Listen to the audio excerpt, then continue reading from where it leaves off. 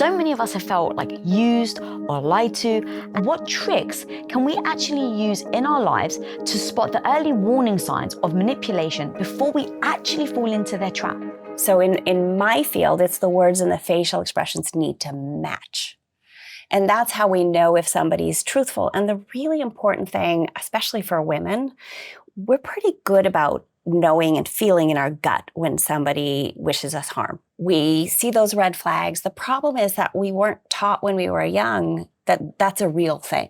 Many of us have been gaslighted. Many of us have been told you're judgmental, you're too critical of other people. And we learn to ignore them and push them aside. And if you see those red flags and you can identify them scientifically with what I teach, you're much less likely to become emotionally or financially or even physically attached to that person. And so you remove yourself before that bond is even created. Empathy is in our chin.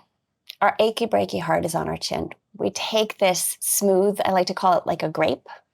And when we feel tenderness or vulnerability, we pucker our chins.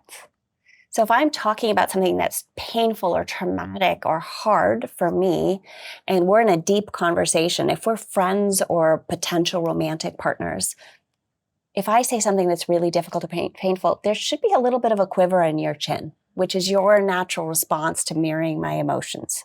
And if there isn't, you don't really care. You're kind of neutral towards that. And that doesn't necessarily mean that it's a huge problem. So we could be very good friends, and maybe I've talked about an ex-boyfriend, or maybe I've talked about a problem I'm having at work over and over and over again, and you've just got too much on your plate. So in that moment, you're not showing any empathy. But if you never show any empathy, or if we've just met and we're dating and you never exhibit any empathy, then you're not emotionally attached to me. So let me just give you an example. One of the things I do is I'm sometimes brought in by high-powered families that have heightened security needs. So for example, if the father in the family is a really, really well-known celebrity or business person, and they are very wary of raising their children, and everybody's trying to get to the family one way or another, there may even be security risks. There may even be a threat of kidnapping. And so one of the most important things, and that families that bring me in, they say, okay, well, we need you to teach our children to recognize predatory behavior. And I say, okay, but first of all, I have to teach you as a parent so that you can continue to have these conversations, so that you both share the same vocabulary, and so that your child can come to you and say, this has happened. Somebody showed contempt and disgust when they talked to me and said nice words, which is almost like that growling of a dog. So nice to see you, sweetie. That's a problem. We know, right? We feel it in our gut that that's off. Now, the other thing that people sometimes forget is that I need to teach your child also when to trust, who we can be vulnerable with, because otherwise we're isolated as human beings. We need to be able to connect. And honestly, we have people that exhibit predatory behavior. We have people that really, really love us and wish us well and want to love and lift us. And then there's plenty of people in between that aren't particularly emotionally attached, or maybe they will become later, or maybe they're just people that are not playing a starring role in our lives, and that's fine too. I always talk about connection and protection, that they're both sides of the same coin.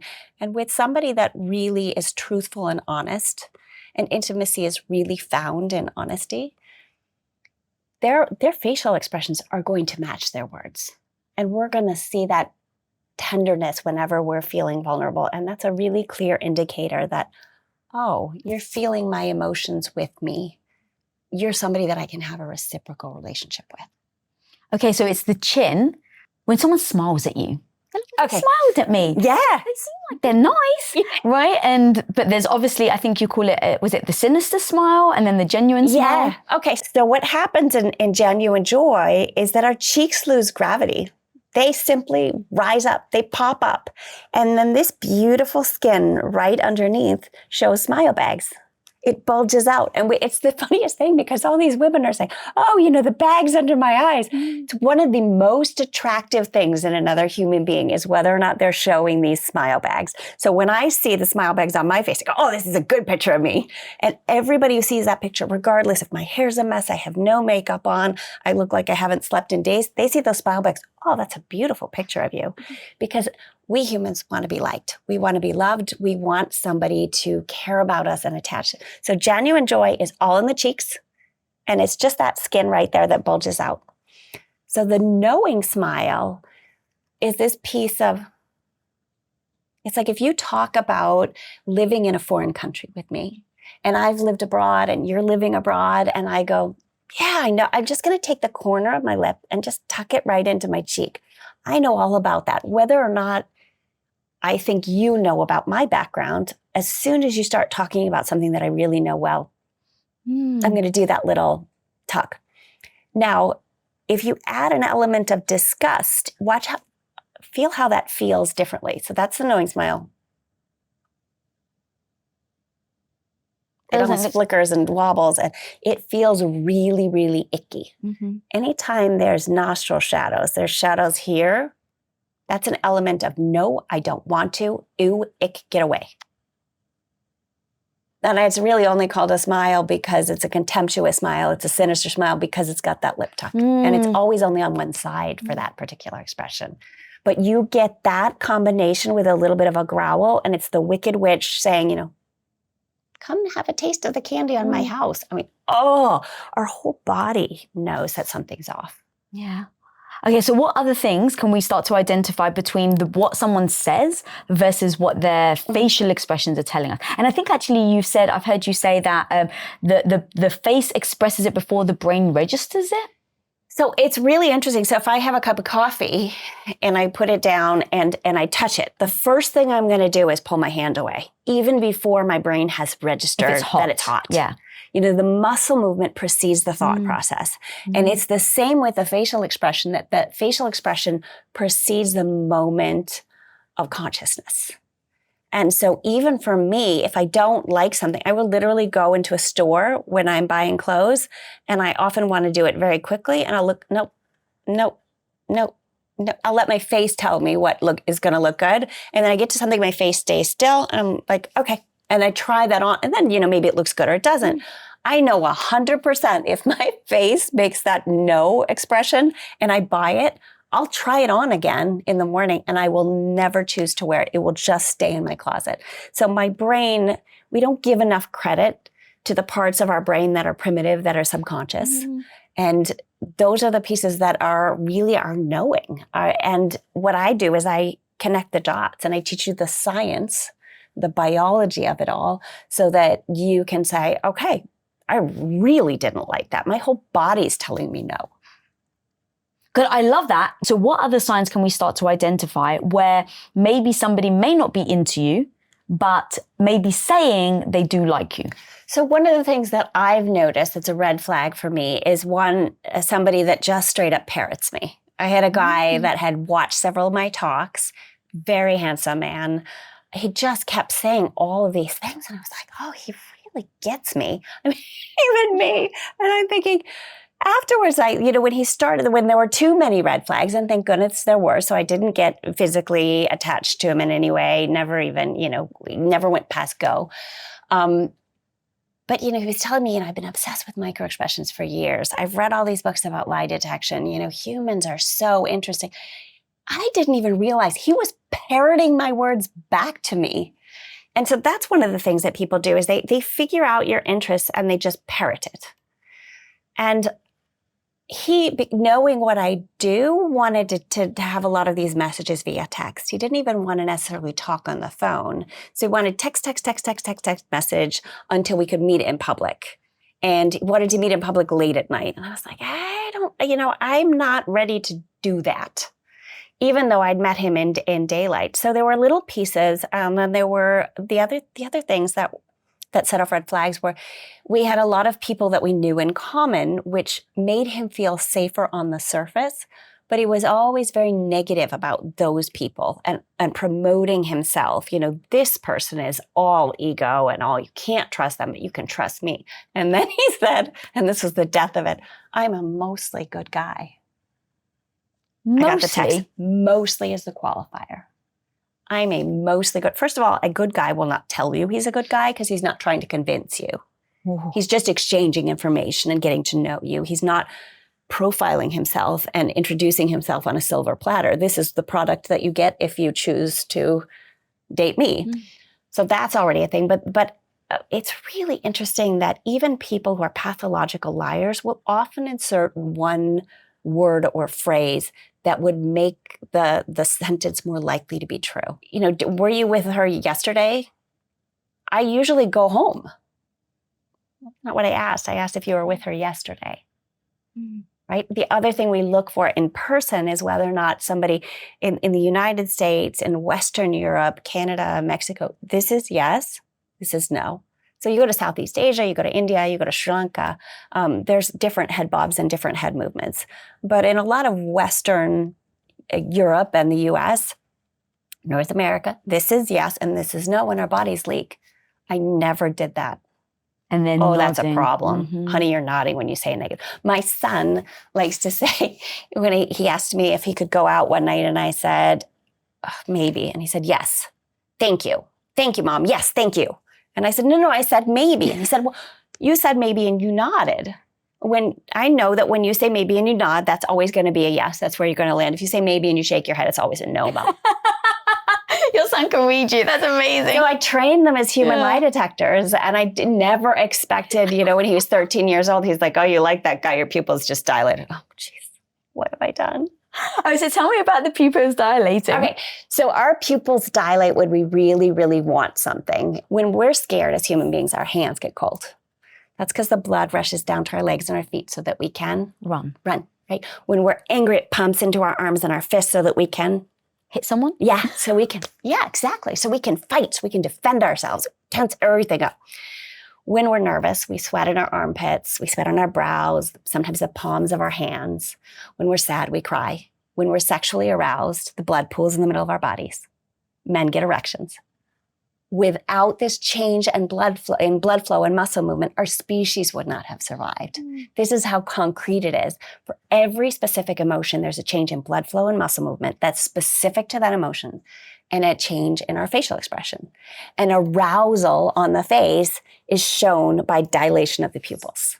And that can be romantically, we think somebody is incredibly attractive. It can also mean want of any kind. Give me now. It's like this really needy, greedy feeling. And chocolate will do it for me. So how do you actually decipher in that situation? Let's say you're with a guy.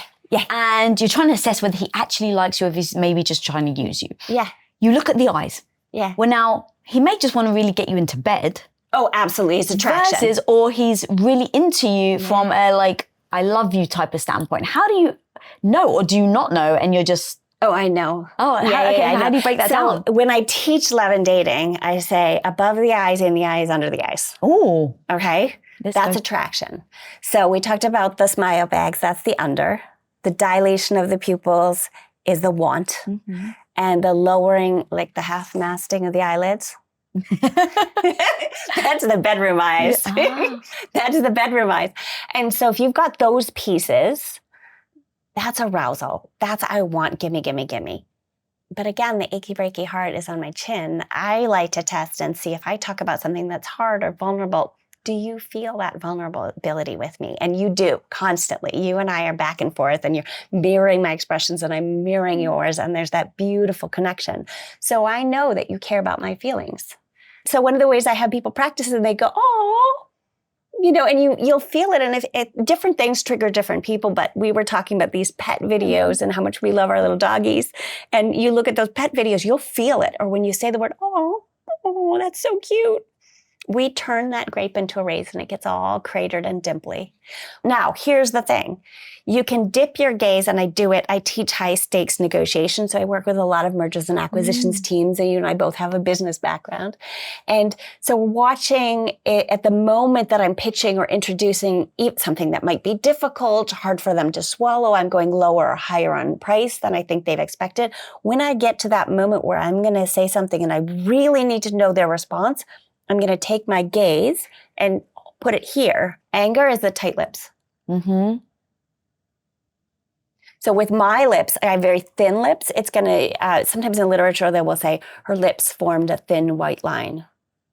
My ex-husband had much fleshier lips. He has a bigger mouth than I do. So only about half of the pigment will disappear for him.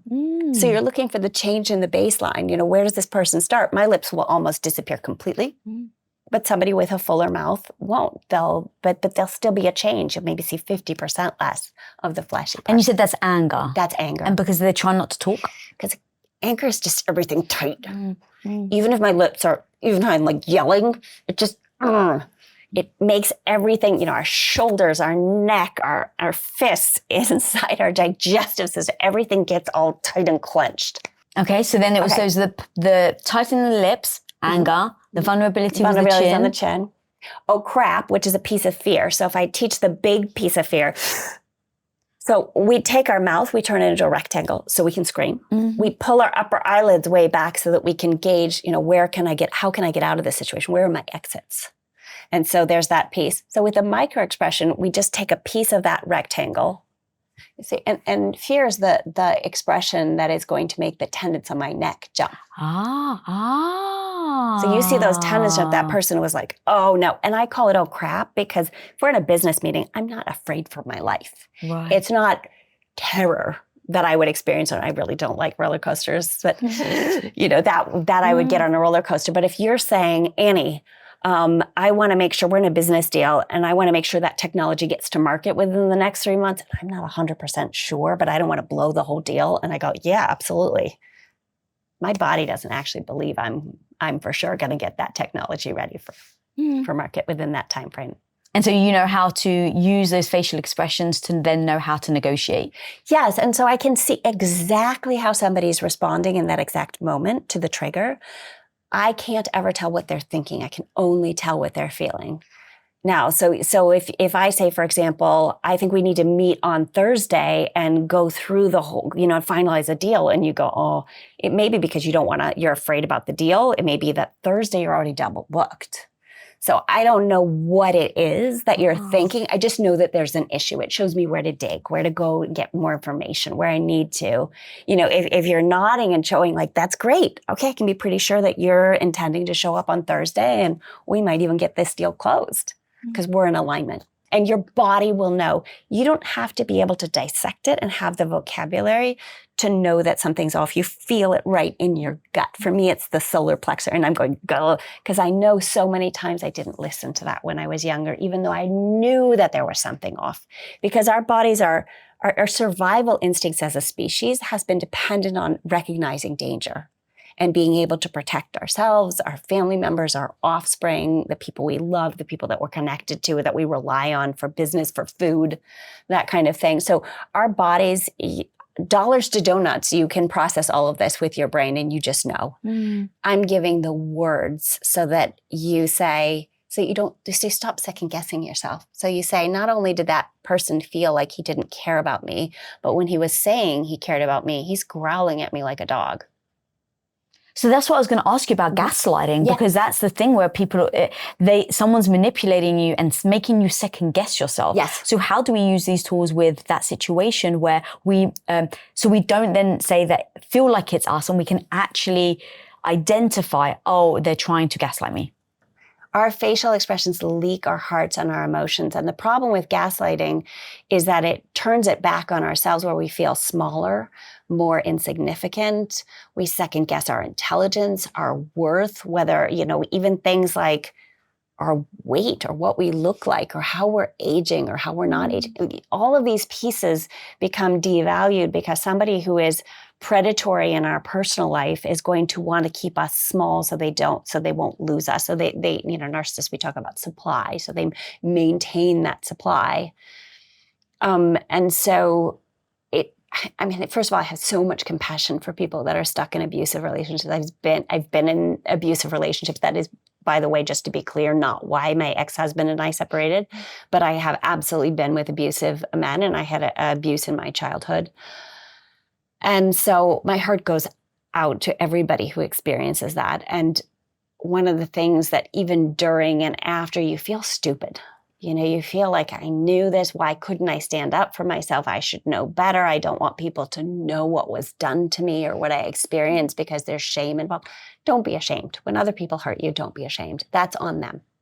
And so yes, sometimes it takes a while to get out of it, but that's big and bold and brave and good for you for finally getting out of it and for asking for help. If we can't do it all by ourselves, ask for help. And if we don't get help from one place, ask for help from another person, and just be kind during the journey, because it's really, be kind to yourself. How did you start to trust again after having that from childhood and adulthood, but trust other people, but also trust yourself? I got a comment in one of my YouTube videos. Guys, I do read everything that you guys write. I take it to heart. And one woman had written, well, I think the takeaway is just never to trust somebody, and then you won't get heartbroken again. And that broke my heart to read that, because I think trust can be beautiful when it's given to the right person. And I think people don't necessarily know, especially if you've been burnt in the past, you don't know how to then trust again. Or like I said, trust yourself into being able to choose the right person. Right. And so going back to like your dating and your love thing, I think people then go into certain situations, whether it's new relationships or dating, with their guard up. And they're maybe hiding their expressions. They're maybe hiding their facial reactions, so that someone doesn't then use it against them, so they don't get heartbroken again. And so I've heard you talk about the signs of sleaze.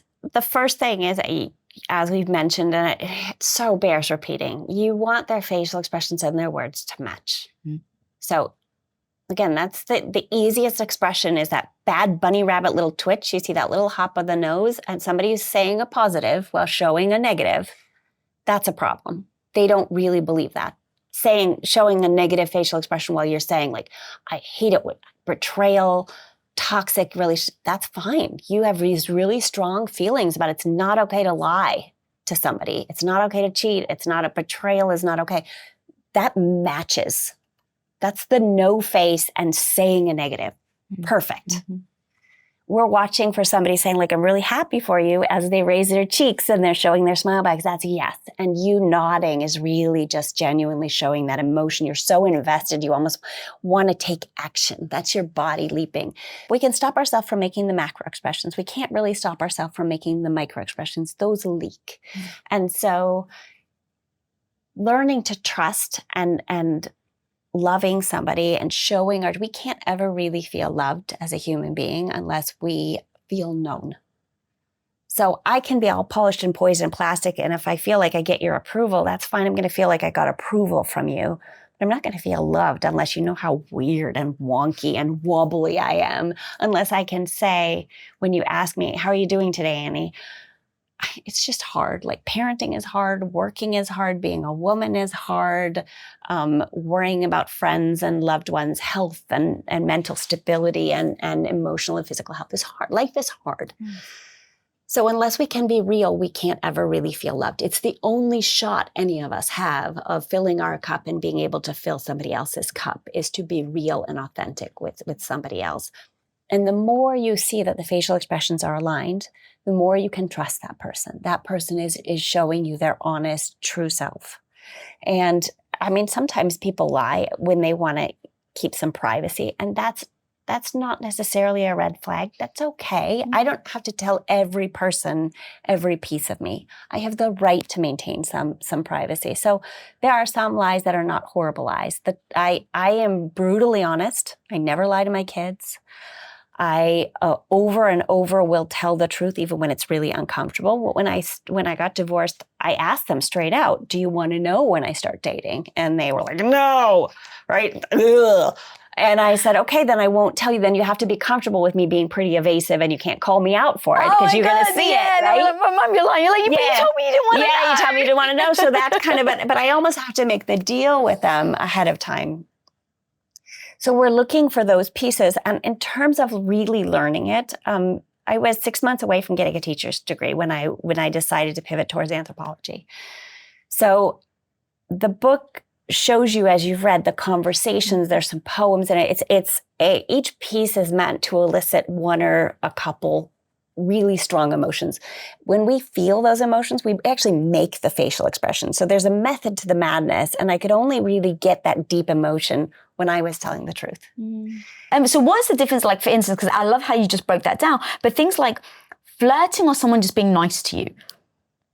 So flirting is always going to involve a little bit of self-grooming. You know, like twirling of the hair? Yeah, it's for women in particular. When we flirt, we showcase. I have lips. I have a neck. Like, look at these pieces that I have. I have shoulders. I have, flipping of the hair. Look at my hair. I have hair. That's very different from self-soothing. When humans are nervous, we touch our skin. Where we touch our skin varies from person to person. So the facial expressions, that's all biology. That doesn't vary from person to person. The micro expressions are the same. I did a lot of high stakes negotiation in Asia, and certain cultures are really, really trained to show that poker face, not to show any emotion. Still get the micro expressions in every meeting. Because I've heard you even say like blind people have the same expressions. Yeah. You can be born blind, never see another human face, and you still make the same facial expressions. In fact, they tend to make more macro expressions because nobody's training them out of it quite as much. But this is a thing that we are born with, that we know. And that's such a beautiful quality in a human. What up, homie? I got something free and new to share with you right now. How often are you visited by that negative voice in your head telling you that you're not smart enough, that you're not good enough, experienced enough, not fill in the blank? One of the most powerful things you can learn to do in life is to turn that negative voice into your bestie. And I want to teach you how to do that and so much more in my 4 Steps to Becoming Confident workshop. And guys, the most amazing thing is you can actually register for completely free for this workshop. So click the link on your screen and I'll see you on the inside. So I'm really trying to get into the brains of my audience right now. So if they're smiling at you from across the room, sometimes you're just like, are they just smile at me or are they trying to like flirt with me? What is a different facial expression maybe? Or is there a difference? They're going to lower those eyelids if they're really, really into you. And one of the things I did when I was trying to practice that, it took me years to figure out like, what is that thing? I can see when a man is aroused, I can see it on film. What is happening? And it's like now to be fair, eyelids slip down when people are really sleepy, but that gives like a groggy, you know the difference when you see it. It's kind of like, what do they call it, pornography? Like, you know what you like when you see art or pornography, you know when you see it. Like, it's hard to describe, but you're like, oh yeah, that's porn, right? That's not like, right. So there's this piece of like when someone's really sleepy, their eyelids come down, but it's kind of this blurred expression and they just kind of look checked out. Whereas if you do the bedroom eyes, and you're cute enough that I can do it. Why, thank you. Yeah, thank you. But it's just this little saucy slip, right? And then often what we do, especially as women, we will tilt our when we feel really comfortable. Even dogs won't show you their neck unless they feel really safe with you. I have one client, every time he walks in, I go, I just tilt my neck. Oh, he goes, I know. And I love him to bits. He's such a sweetheart, but it's so awkward when you've taught somebody and then you're like, oh, he looks so handsome today. Okay, so if someone's just being nice, they may just do the smile. They'll do it just like a joy. Right? And you notice that, like, I'm a straight woman and I will generally give you just, I won't give you a ton of eyelid unless I'm trying to show you what that means like. But there's a difference between I'm so happy to see you and like, hey, baby. And the one piece of body language, or the piece that I teach the most, because body language varies from person to person, even like 2 sisters in the same family can have very different body language. And anybody who tries to say like, this means defensiveness, when you cross your arms, this is like, here's the dictionary of this body language means this. No, it could mean I'm cold. It could mean I'm feeling a little reserved or defensive. It could mean I'm Swedish. It could mean I'm German. All the Nordics, all the Northern Europeans tend to, just have a little bit more closed body language. And a lot of people up there culturally will say, well, yeah, but this is really comfortable. I feel good in this position. That's okay. But if you and I are having an argument, like almost like if you don't want to be vulnerable. Well, it could be, yeah. And it's just not particularly open, but when you're really cold, you do it too, right? So there's a variety of situations that you might do it. And again, you need to look at context. But saying that means one thing every time is simply not true. We all have these little tics and twitches when it comes to our bodies. One thing that is really universal, and there's a man named Joe Navarro, I just adore his books on body language. And he talks about self-soothing and that human beings, when we're nervous, we touch our skin. So what makes you in a conversation start to touch your skin, which is what stimulates it, what triggers it. And where we touch our skin where we're nervous depends on the person. So I might rub my wrist, I could rub the back of my neck, I could pull on my necklace, which is that I have a daughter that pulls on her hair because it stimulates her scalp. we touch our skin, it increases our endorphins. It slows our breathing. It slows our heart rate. It makes us feel good. You think about the boob, right? It all goes back to breastfeeding. Like we just want that boob right on our face. So when people get really nervous, we tend to touch our faces. Oh, is that why? Yeah, I think so. We want to touch someone else's skin, but when we don't have anybody available, we just do it ourselves. My husband's going to use that as an excuse now to just come and rest his head on my boob. Exactly. He's just going to give me a little boob. But yeah, there's this piece, we just touch our skin. So I've seen men pull up their like socks and push one sock down and like pull up their pant leg and rub their legs under that. That's self-soothing. And so if you understand the concept of I'm nervous, uncomfortable, I'm going to calm myself down by stroking my beard, touching my face, rubbing my forehead, pulling at the skin here, anywhere you do. I saw a NATO general on stage in Prague many years ago, and he was getting these really awkward, uncomfortable, frankly, inappropriate questions. And the person was trying to show off who was interviewing him. And he had this beautiful square posture. And I thought, he's got to start self-soothing any second now. He just twisted his hand, turned it up, and started rubbing his thumb against his finger. And I was like, there it is. There's his nerves. Well trained. Wow. That's fascinating. I've definitely seen guys do that. Have you seen the steeple, right? Presidents are trained to do that. So Barack Obama initially was doing different things with his hands. And I knew, I saw him speak before he was elected. And I thought, he hasn't gone through the media training. Once they're in the media training, this is how they do the steeple because it looks powerful, but they're still calming themselves down by touching their skin. Yeah, Whoa. That's what it is. Looks powerful, but it still like has that effect that I'm calming myself down. But it's an accepted way to do it. That's fascinating. Yeah. Could that be anxiety? Yeah. So the interesting thing is, when does it happen? When do you do it in the conversation? Is it when we talk about toxic relationships? You might touch your skin. A very typical place for us to touch when we're feeling really nervous is to cover our neck. Why is that? I think it's because it's one of the fastest ways to kill a human. Is to get to the carotid artery. And so we automatically would do that, except when women are pregnant. They'll reach for their neck and it won't get all the way there, and then they'll cover their belly. For protection. Ooh. Yeah. Oh my God, that's fascinating. I heard you tell a story about a married man tried to hit on you. Is that right? Oh, a lot of married men. But he didn't but he told you that he wasn't married, and so... Oh, I get a lot of people saying, how did you know when you wanted to get divorced? And could you give me some advice on that? And there was a man that, in particular, I'm guessing that I know specifically who you're talking about, and had set up this whole scenario. And I even checked with a couple people. Yeah, he's on the verge of getting divorced. No, there was no. He'd just been telling everybody that because that's how he tried to seduce women. That he was, and thank goodness. But I was pulled into the emotional. I was thinking, I just went through this myself. And that inclination when someone has been through toxic relationship or something, you want to be an ear to them, you want to help. And that's how he was creating this space where he was getting my attention. How did you know when your marriage was over? And how did you, I feel numb. I don't think there was ever any connection. She only wants me for my money. Like all this, he had this whole battery of things that he said, and I could hear that the cadence was off when we talked. But again, this was somebody who preferred to create the attachment through text, which was kind of fascinating because I still have all those texts in my phone. If I ever met his wife, I'd be like, hey, Annie, ever need some support for your divorce? Yeah. So explain that to me. You said that twice now about how they don't want to do it on the phone, but they want to do it on text. Why is that a sign?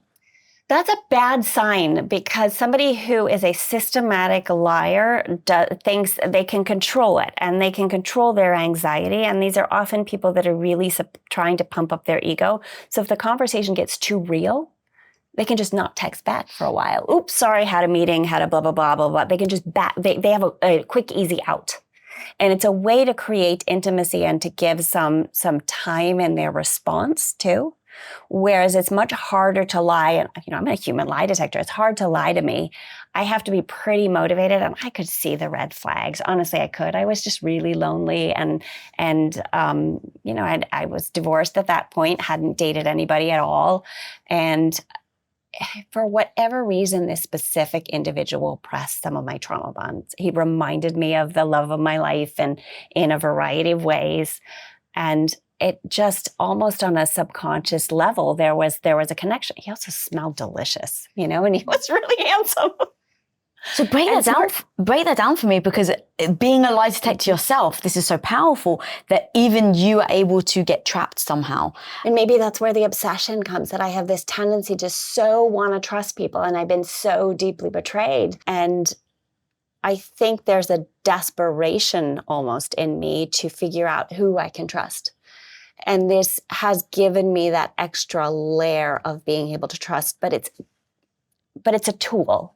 I mean, the real deep trust is having people in your life where their words and their actions align over and over and over and over again. And they show up for you. They show up for you when you're in crisis, when you're sad, when you're not your best self, when you're crabby and lonely and maybe don't have that much to offer. But these are the people that kind of stick by you and are like, okay, well, I love you enough to love you kind of in your worst state. And I was lucky enough to have people that showed up like that for me and who let me do that same thing for them. I talk a lot about in my book reciprocity. And I think I'm too vulnerable in my relationships. I tend to give too much. But I also am able to let go of relationships where people show me multiple times that they really don't care about my well-being. I do. I let go of those clients. I let go of those friends. I let go of those romantic partners. And part of the reason I can let go is because I do have a couple really solid people that I lean on that feel like family to me. And because of that, you taught your daughter, I believe, or your kids. My kids. And if you don't mind sharing that story where your daughter basically saved other kids' lives. My daughter came home one day. This is Emma. She was 5. And she said she didn't like a specific grown-up. And At her school. At her school. And I said, why don't you like him? And she said, he shows contempt and disgust when he talks to me. Nice to see you, Emma. And I flagged it to the authorities that was predatory behavior and also somebody who didn't belong in the school. And the school was wonderful about it. And they contacted the police and he was extradited. Well, because he had a background of molestation, correct? Yes, correct. He was after little boys. So he was growling at my daughter because she was in the way. And because she spotted it and because you notified the... Yeah, and that's the most clear example where there was actually a specific outcome. There have been many times when my kids and I have recognized predatory behavior and flagged for it. Both, and sometimes you can't bring somebody to justice because you don't have enough proof. And you can't also go out into society and say, this person is showing all these signs. We can't do that. We have to act responsibly and there has to be proof. But there have been times when I've gone on and talked, I've gone in to talk to people in authority, positions of authority, and said, these are the red flags I see. If you see any red flags like this, please know that that this is the science behind what I see and why these red flags are coming up in my brain and why my children have flagged for it. Yeah, I think that's the important part of that. If you see the flags, now it allows you to walk into a situation, hopefully with eyes wide open, knowing the situation, versus being manipulated or tricked into believing it's something very different. Right, and so many of these people that are coming out in public that are getting accused, and people are saying it wasn't a well-kept secret. Everybody knew Harvey Weinstein, and people said, word on the street, stay away from him, don't go up to your hotel room with him. This has unfortunately been the life that we've lived, so many of us women. I don't know any woman who hasn't been harassed or assaulted. It isn't a thing. But so for me, I have to be very cautious about how I do it, but I do make sure that there are eyes on that person. But to your point though, even yourself, having known all this, you still got, swooed or whatever the word is by somebody who... swayed. Yes, Yeah, well, I swooned a little too. Yeah, I was like, swooned, right? But you totally got swayed by somebody, right? Who, but I didn't end up in bed with him. he was never able to close the deal, thank God. And so what if he had? You know, honestly, so what? I don't believe that anybody should be shamed for their sexuality or for having good intentions or wanting to be loved. But me being able to do the science, and it wasn't so much the micro expressions because we weren't meeting in person.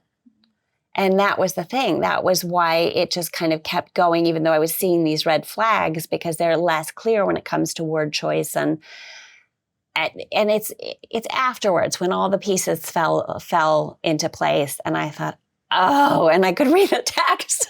I was like, and I knew even when I was reading, well, that's, you know, nobody says I'm a mostly good guy. Who says I'm a mostly good guy? So what would you do differently now with that same guy?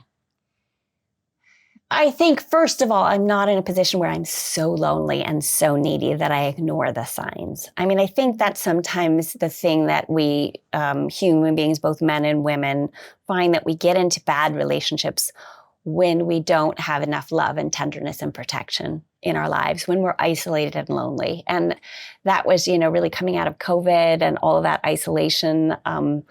I'm not in a vulnerable position. I'm a well-loved woman, and I get a lot of happiness from my platonic relationships. More so, ironically, than I've ever found in any romantic relationship. And so that protects me.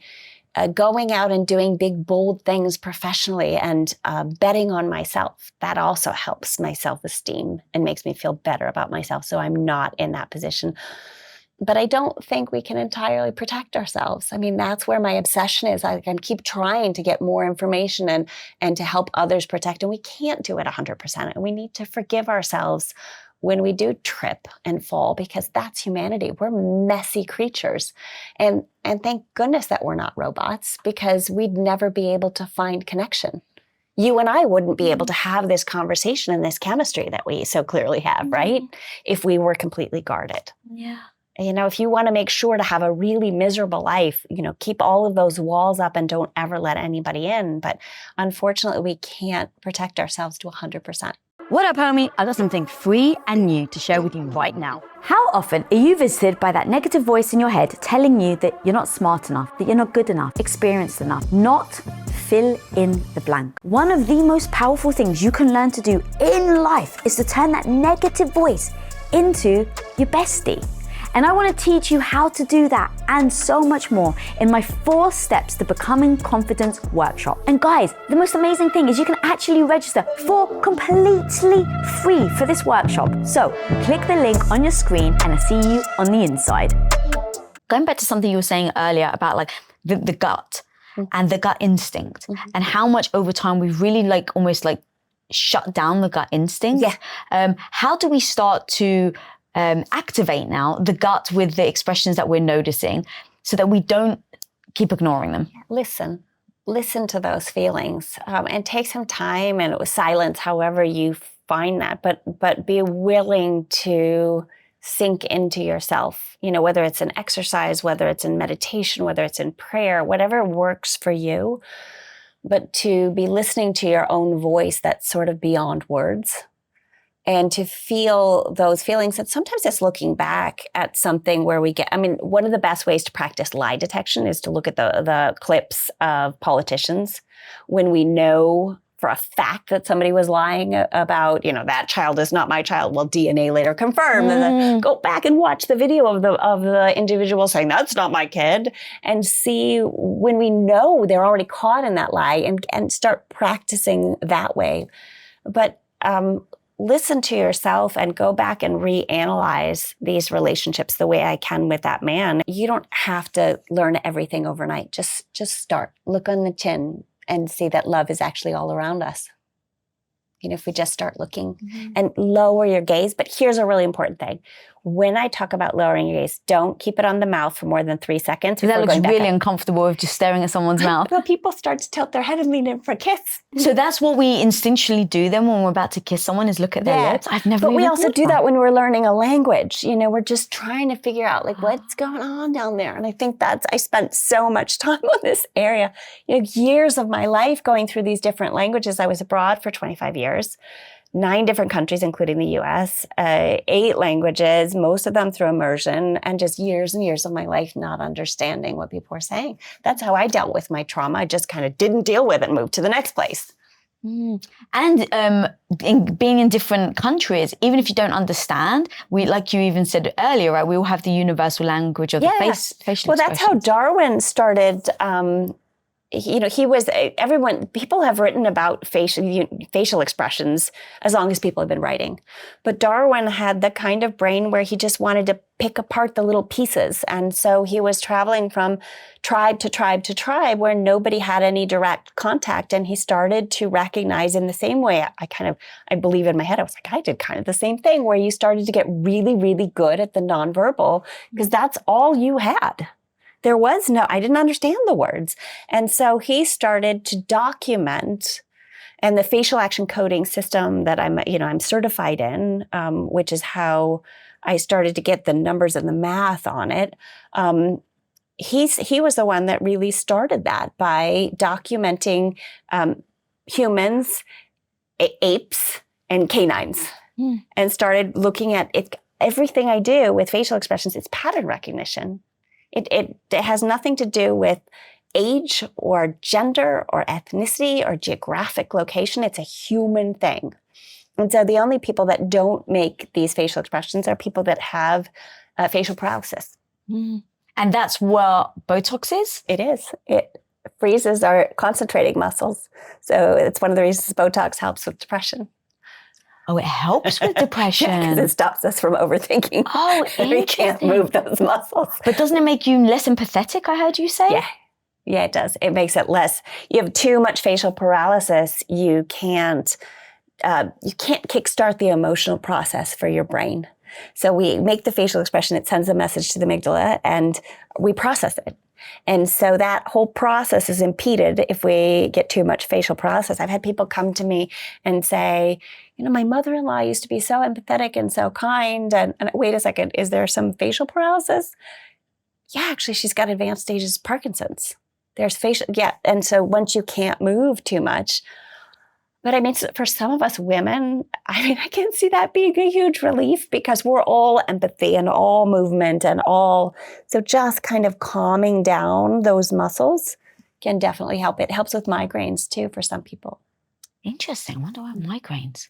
I think it's, sometimes stressing, worrying, all of those things are interconnected. I'm not a doctor, so, somebody else could probably explain it better. I just know that we need the facial expressions. It's why when you talk on the phone with somebody who's severely depressed, it's easier to talk on the phone and maintain that distance than that face-to-face. If you ever spent time with somebody that's really sad and you feel like you have to take a nap afterwards, and that part of that is because we're mirroring their facial expressions of distress. We do the tenting of the eyebrows, the triangle of sadness. I believe there's a movie called that. And then that pucker of the chin. And as we're mirroring each other's facial expressions, even though it's tiny and very minute, it's what we humans do when we connect. We're face to face, we mirror those facial expressions and we take it on. Our nervous system feels like we've experienced it ourselves. So I had a friend that was very, very depressed, and I had to perform at work on a level that I couldn't both see her for 2 hours at a time. And so I said, I can still see you. I just have to do a call instead of. And I assume that's the same as FaceTiming someone versus a voice. Right. But so Zooming and FaceTiming and all of that technology, that's all off. It's one of the reasons that Zoom leaves us lonely and longing, because our expectation, first of all, we're not looking each other really in the eyes. If I'm looking in the eyes, you're seeing a different area of my face. So the technology is not great that way. And the other thing is that there's a delay sometimes. You say, I don't like the delay. That's me saying I don't like the delay. It's my face leaking that I don't like it. And the other thing is that when we really connect with someone, our expectation is that we're going to connect the same way we do in person, and the rhythm and the flow of everything will be on, and it isn't. And the other thing, I'm sure other people are guilty of this too, but I tend to look at my own face. Oh, yeah. I don't even realize I'm doing it as well sometimes. I'm like, oh my God, yes, a bit egotistical of me. Right? And so therefore I'm not responding and it doesn't feel like we're looking. So when I really want to connect with somebody, I much prefer phone than video. Oh, interesting. But you would do that, because I'm thinking about the empathy thing of how it can be very draining. would you still suggest then, if you had to do one or the other, phone is better? I think phone is better because the technology awakens the need and doesn't satisfy it, just like a bad lover. Ah, that's amazing. I love that. Did not expect you to say Yeah. that. Wow, that's fascinating. And so with the paralysis, going back to like, let's say it's just Botox for simplicity, and that's kind of like almost self-inflicted versus, Parkinson's. Yeah. That can make you less empathetic, which to your point can be sometimes good if you're overly empathetic and that steers you, but to a point, I assume, because then wouldn't it make you more depressed after a long period of time? So one of the things that I find so fascinating is that people, more and more men are getting Botox too. We get Botox because we have this idea that it's going to make us more appealing and more attractive. And we want to be more attractive because we want to feel connected, right? We want people to like us and we want to have that back and forth. The reality is that when our face doesn't move in a natural way, it sends signals to the other person that we're not trustworthy. Oh. And so my expectation, and one of the reasons that our connection was so fast, is you're really responding to my facial expressions. You're responding to my words, to my gestures. There's this connection and chemistry that makes me feel cared for and seen. And there's just this beautiful connection back and forth. And it took me 2 seconds to walk in here and I was like, okay, I'm safe in this area. Yeah. This is going to be good. We get each other. We have things to learn from each other. This is going to be fascinating for me too. If your face hadn't moved at all, my brain would be sending warning, warning, warning. This is not okay. There's something off, even if I couldn't code it. And so the problem, it's almost harder for other people than it is for me. So I can identify, okay, that this piece is not, there's a little Botox there and that's okay, but I can still see these other puzzle pieces of the emotion. So I still see the empathy. I still see the rise of the cheeks. That would be okay for me. But think about it if you're trying to look younger for your spouse and you're trying to look more attractive and all of a sudden he can't see that you love him. He can't see that you're mirroring him and he doesn't know what is wrong with the connection, but there's something off. Or for little kids, if you have a kindergarten teacher that does a lot of Botox, she's not going to have the same connection with those little kids. So the heartbreaking piece is that we get it to be and to feel more attractive and connected. And it's the ultimate disconnector. Oh, so we're actually doing a disservice in that sense. Well, when someone's extraordinarily polished, I had my makeup done today, so I'm feeling kind of fancy. But when someone's super fancy and polished every second of every day, we tend to feel less safe than the person who will answer the door when their hair's a mess and be like, I'm kind of a mess today, but come on in, we're friends. We need a little bit of vulnerability, even on a physical level with people, that if you're too polished, I can't tell you the things I'm struggling with. So there has to be it's almost a kindness in certain situations, at least, to tone it down. And that lack of formality allows somebody else to be a little bit more of themselves. And that doesn't mean that we don't have every right to make ourselves pretty and fit and healthy and all the ways. Yeah, I've got nothing against Botox. I've never had it myself, but I know a lot of people that have. And again, It's like if it makes you happy, then. But I love to always know though, like what is it actually doing? And then to your point about the communication, the dynamic, that's just fascinating. So people at home knowing, hey guys, if you're going to get Botox, do it for you, amazing. But just know what it can potentially do. Maybe don't overdo it, or do a little bit. I can say like I spent these 11s or parentheses as I call them. This is 6.5 years of having 3 kids too close together and just furrowing my brow over so that the facial expressions end up etched into our skin. So I can see a lot of somebody's personality just at a certain age where the wrinkles are. Oh, you've done a lot of worrying and this is me thinking, how am I going to get sleep? You need to sleep. You need to sleep. I need to sleep. How are we going to sleep? So what's the difference in between that and angry? Because it looks like it's the same thing. It's the same thing in the top. You only know if somebody's angry with the mouth, the tight mouth. So it always is the combination of like potentially the top and the bottom put together. For anger it is. So anger, the brow of concentration is all. So I have men come up to me all the time and go, my wife says I'm angry and I'm not angry. And I go, okay, honey, you thinking about work? Yeah, I'm thinking about work. And I was like, okay, well, tell her that if you're angry, that you're going to have a tight mouth. But if you are thinking about work and your problem solving, for a lot of men in particular, they are not open to emotional connection at that moment because they're solving something. They're already focused on something. So maybe that's not the moment to get some snuggles. But what about people who have like what me and my husband called angry neutral faces? Yeah. So your face is totally neutral, yeah. but it reads as angry. How do you, going back to almost where we started, where it's like knowing how to decipher someone when you first meet them, is it kind of taking a baseline and then looking at the expressions after that? Because some people's faces, just depending on like if your eyes are, more slanted down versus up. Yeah. In my profession, we talk about this genuine smile, and they like to say genuine versus a fake smile. And I often will put it in the terms of a genuine smile versus a social smile. Because if we're friends and I see you one morning and I'm going out for my walk and I've just had a really tough night and I've got pressures at work and, one of my loved ones is sick and one of my kids is not doing well, I'm not going to give you that genuine smile of I'm elated to see you. I'm just going to say hi, but I'm going to try to smile anyways. So we need to remember to put things into context, and we're not trying to always catch people. When we really need these skills at pivotal moments, whether we're in high stakes negotiation or we're trying to make a decision about partnering with somebody in any way that's going to be lasting, we just want to be able to have these tools as a resource so that we can get a little bit of extra information. And it's not so definitive, except in that case where you're going, nobody should be growling at a little kid. Yeah. That's a problem.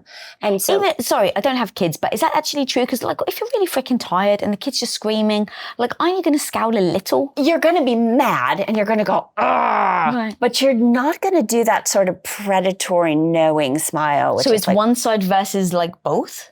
It's got a little curl of the lip, which is with that is contempt. You can feel it. So me looking at you going, is very different from me going, you really want to, your gut will tell you. And so I'm giving you some tools for language, but then you take those tools and you build the language. It's like when you teach somebody Italian, you teach them a few sentences, a few keywords, and then they go out and use them and they start to build. And the more they're around other people who speak Italian, the more their brains will connect the different pieces. You already know this as a human being. That's what your gut is screaming. They're saying, alert, alert, alert, here's the information. You just don't have the words to break it down. Yeah. You don't have the vocabulary. So I'm giving you a little bit of extra proof, and now you have to go out and test. The problem is that knowing microexpressions, and you've got this in you, dollars to donuts, makes us so much more mischievous. Because if we don't poke a little bit, we don't get the good big facial expressions. So we sometimes get a little bit more cheeky, a little bit more inappropriate, a little bit more like, yeah, maybe I normally wouldn't say that, but what happens if I say this? Are you going to show some excitement, some fear, some disgust? Like what happens if I press that button that I was told not to press? But if you see that someone gets really hurt or that there's really recoil, you can adjust. So learning these facial expressions gives us feedback in every human interaction, every face-to-face interaction we have. And it just makes us better listeners and it makes us better at love. Wow, that's so cool. What are the micro expressions that maybe we misread? So like, when I think about people's emotions, like someone being upset or disappointed, like how do you start to decipher? Because I actually heard you say that there's I can't remember what expression it was, but pride and defiance is shown in the same way. Yeah. We lift our chin in pride.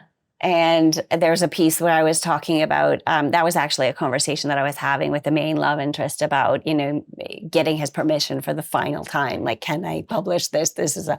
And he just lifted his chin and I lifted my chin too. And it was like this beautiful mirroring of like, bring it. And in my case, there was some pride in being defiant because I was letting him go. I was telling him, I'm going to publish this. Are you okay with it? He was. He wanted it out in the world. He got very upset when I talked about fictionalizing it. And he, lifted his chin and I said, you're going to be recognized. And he just lifted his chin, squared his shoulders, like, bring it. And in my case, there was some sadness in this defiance of, I can't do this. I can't have an emotional affair with somebody that I'm in love with, who's in love with me, that's married to somebody else. I can't be friends with you. I can't do work with you. I can't be friends with you. This doesn't feel okay. This feels icky. I'm divorced. I'm single. If you love me, if I'm the love of your life, then do something about it. But I mean, my thing that I always said to him was, you have to pick a lane. I'm not doing both. Mm-hmm. My thing that I grew up with was I was always worried that he would cheat on me and resisted the relationship because I did, because I had these major trust issues. And so I wasn't going to be willing to go into a relationship with him where I was the other woman or even the main woman where there was another woman. It just wasn't an option for me. So how do you start to identify that chin? The actor who is in Arrow, Stephen Amell, there's a picture of him standing next to his wife and he's got joy on his face and he's got a lift to the chin. And I thought, that's a funny expression. Where's the pride? Like that wasn't defiance because it was really just, there was this beautiful soft lift of the chin and joy. And he was like, sorry to interrupt you, but that's the difference then because he had the lifting of the defiance cheeks? Could have a little bit of the chin thrust and some anger. God. Right? Okay, yeah. But if you've got that softness and the lift, and I thought, what the? And I read further on down and his wife was pregnant. Aww. And so he was all cheeky and like, I did that. So the lifting of the chin and the combination of the facial expressions is what then dictates whether it's beautiful pride or utter defiance. Mm-hmm. Got it. Yeah. Okay. Talk to me about the guy's Adam's apple. Because again, I'm always trying to go, I love learning. And so reading your book and talking to you today, I feel like I'm just like a sponge.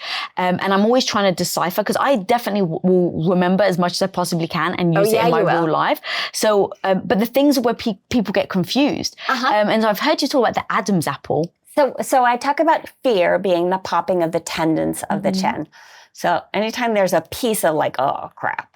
And that's in physical pain too, by the way, which makes sense that there's a piece of fear in physical pain because there's this, when you're really hurting, something really hurts, there's a feeling that pain's never going to go away. You just have that. So there's a piece of fear in pain. So disregarding that, because that's out here, right? Fear. The bobbing of the Adam's apple. So I never see it or very rarely see it on women, but in men, it's often very pronounced.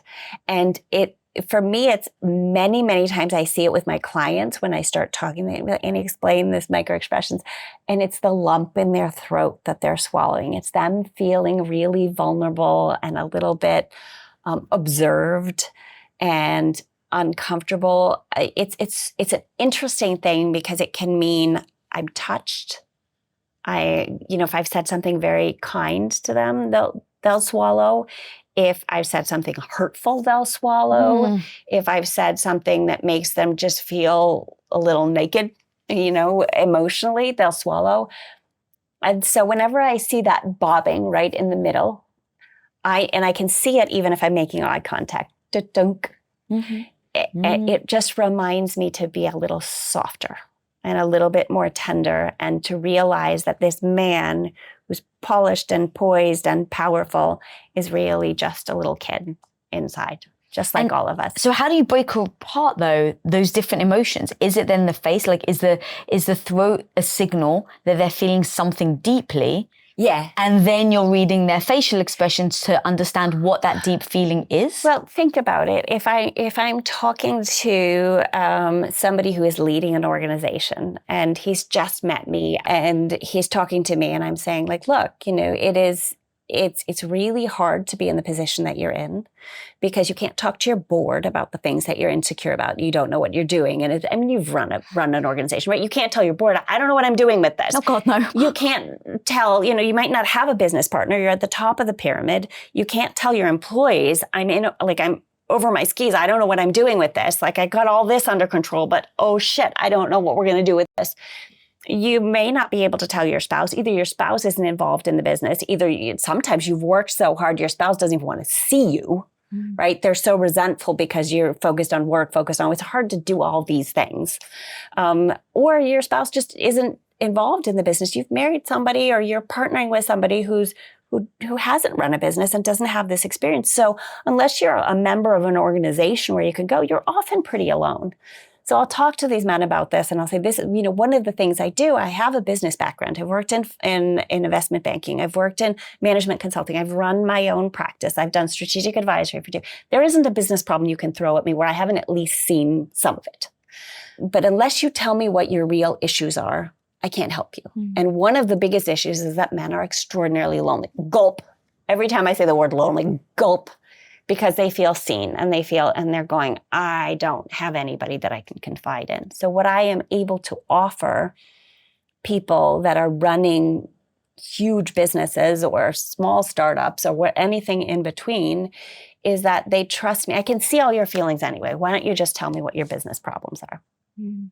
And I am transitioning more and more to teaching young people these skills that I have used to lift and make powerful people more powerful. Because in my lifetime, I have to do this piece before I check out. Yeah. Before my time is up. We never know when that knock on wood, right? That you and I are going to live until we're 100. Hell yeah, girl. Yeah. So what happens, because you're entering that already knowing that they've got a problem and that you're there to help them. Right. But let's say you're in a discussion either with your partner, your boyfriend, mom, friend, whatever. Oh, I guess let's Sometimes go for with males. my ex-husband, for example, I would sit and I would be really crabby with him about something. He's a very nice person. And I would say, you did this, or didn't do that, or you weren't whatever.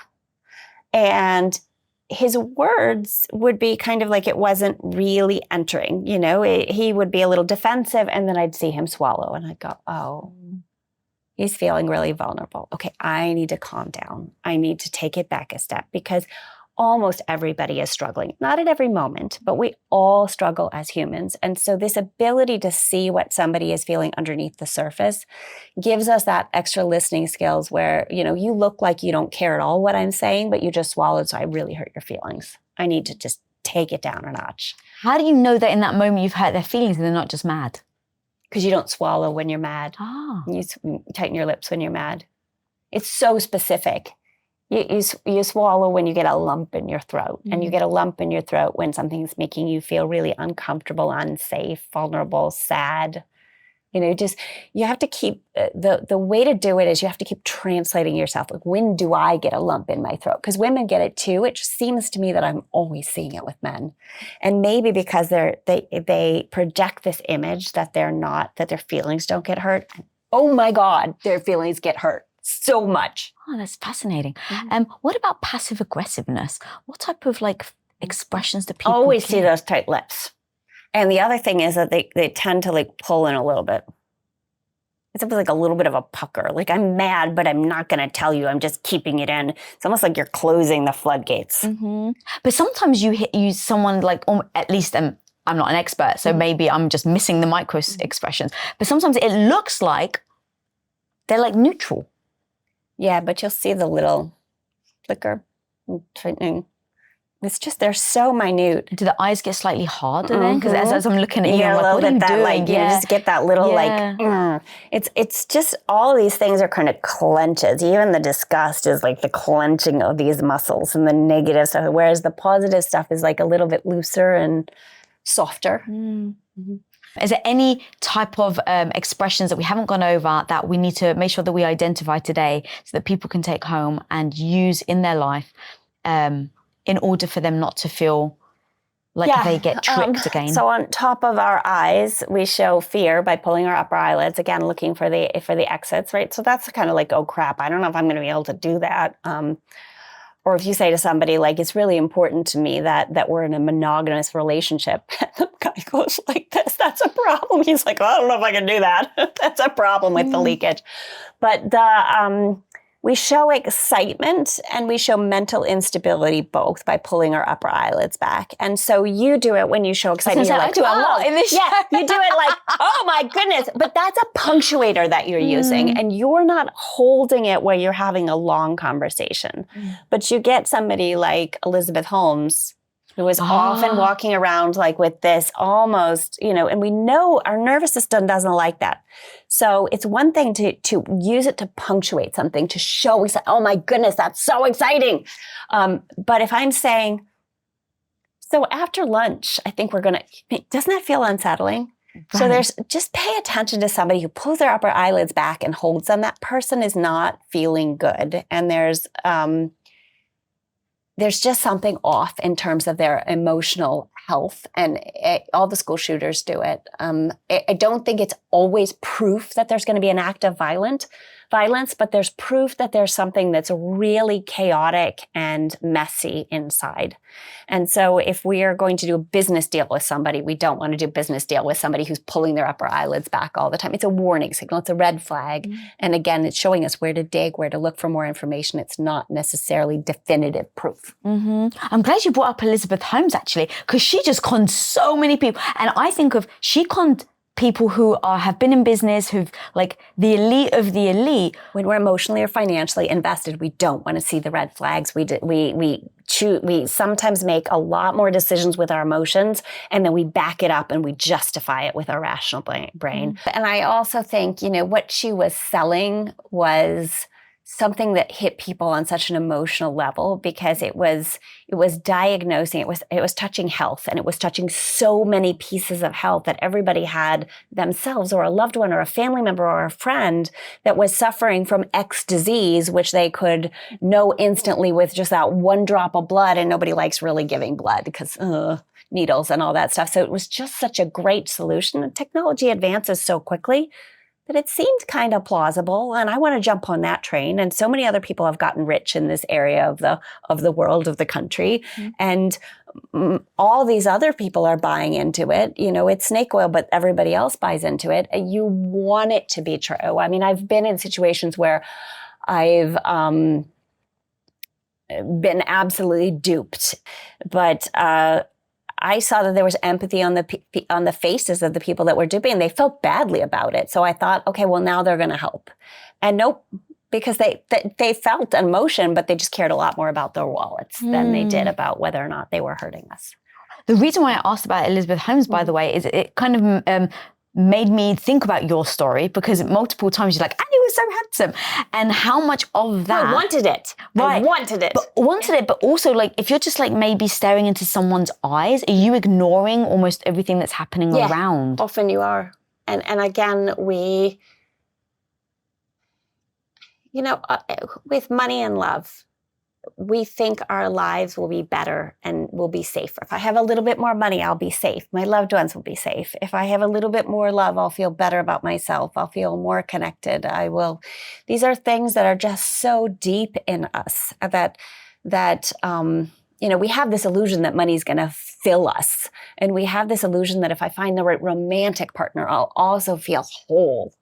And that's really not how it works.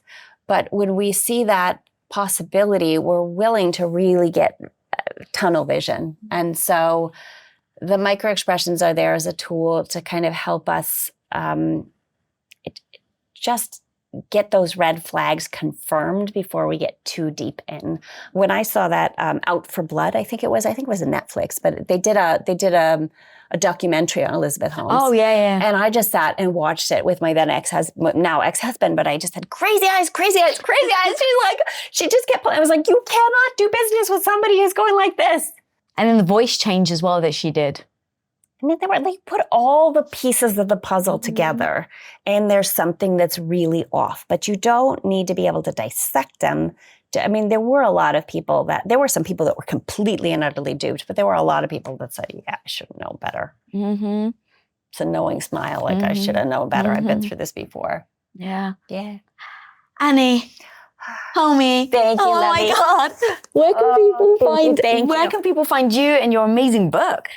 So my book is available on Amazon and everywhere books are sold. So every local bookstore. I think it's wonderful if people want to buy from their local bookstores. But it's available all over the world, and it's also a ebook. And I hope it helps keep people safe and connected and well-loved. Amazing. Where can people follow you personally? I put all my stuff across the social. So TikTok, Instagram, I'm on LinkedIn, on my website, but even like the TikTok. So wherever you're comfortable, you can go on, you can see these videos. And even if you don't buy the book, watch the videos and get comfortable. And repetition is the key to learning. So watch the videos where I'm showing the facial expression and then take a mirror and practice. Stop being a doormat and keep watching to learn how to spot toxic people before they actually ruin your life. There are so many women out there that feel like they're being taken advantage of, they're being pushed around, and you very eloquently state in your book how you've had moments like this and then how you've handled it and how you've evolved. You express a lot of beautiful stories in the book about how there were moments where guys in your life, relationships where people did walk all over you. And you actually talk about how it started to become like double standards where you had to forgive your partner for doing certain things and yet it was okay for them to do it. So if you don't mind taking us back to them, because then I want to really peel open how you went from being that person that allowed, especially in relationships, because our heart is in it. It's like there's those moments of like, oh, we'll just forgive. Oh, it's fine. Because our heart is in it.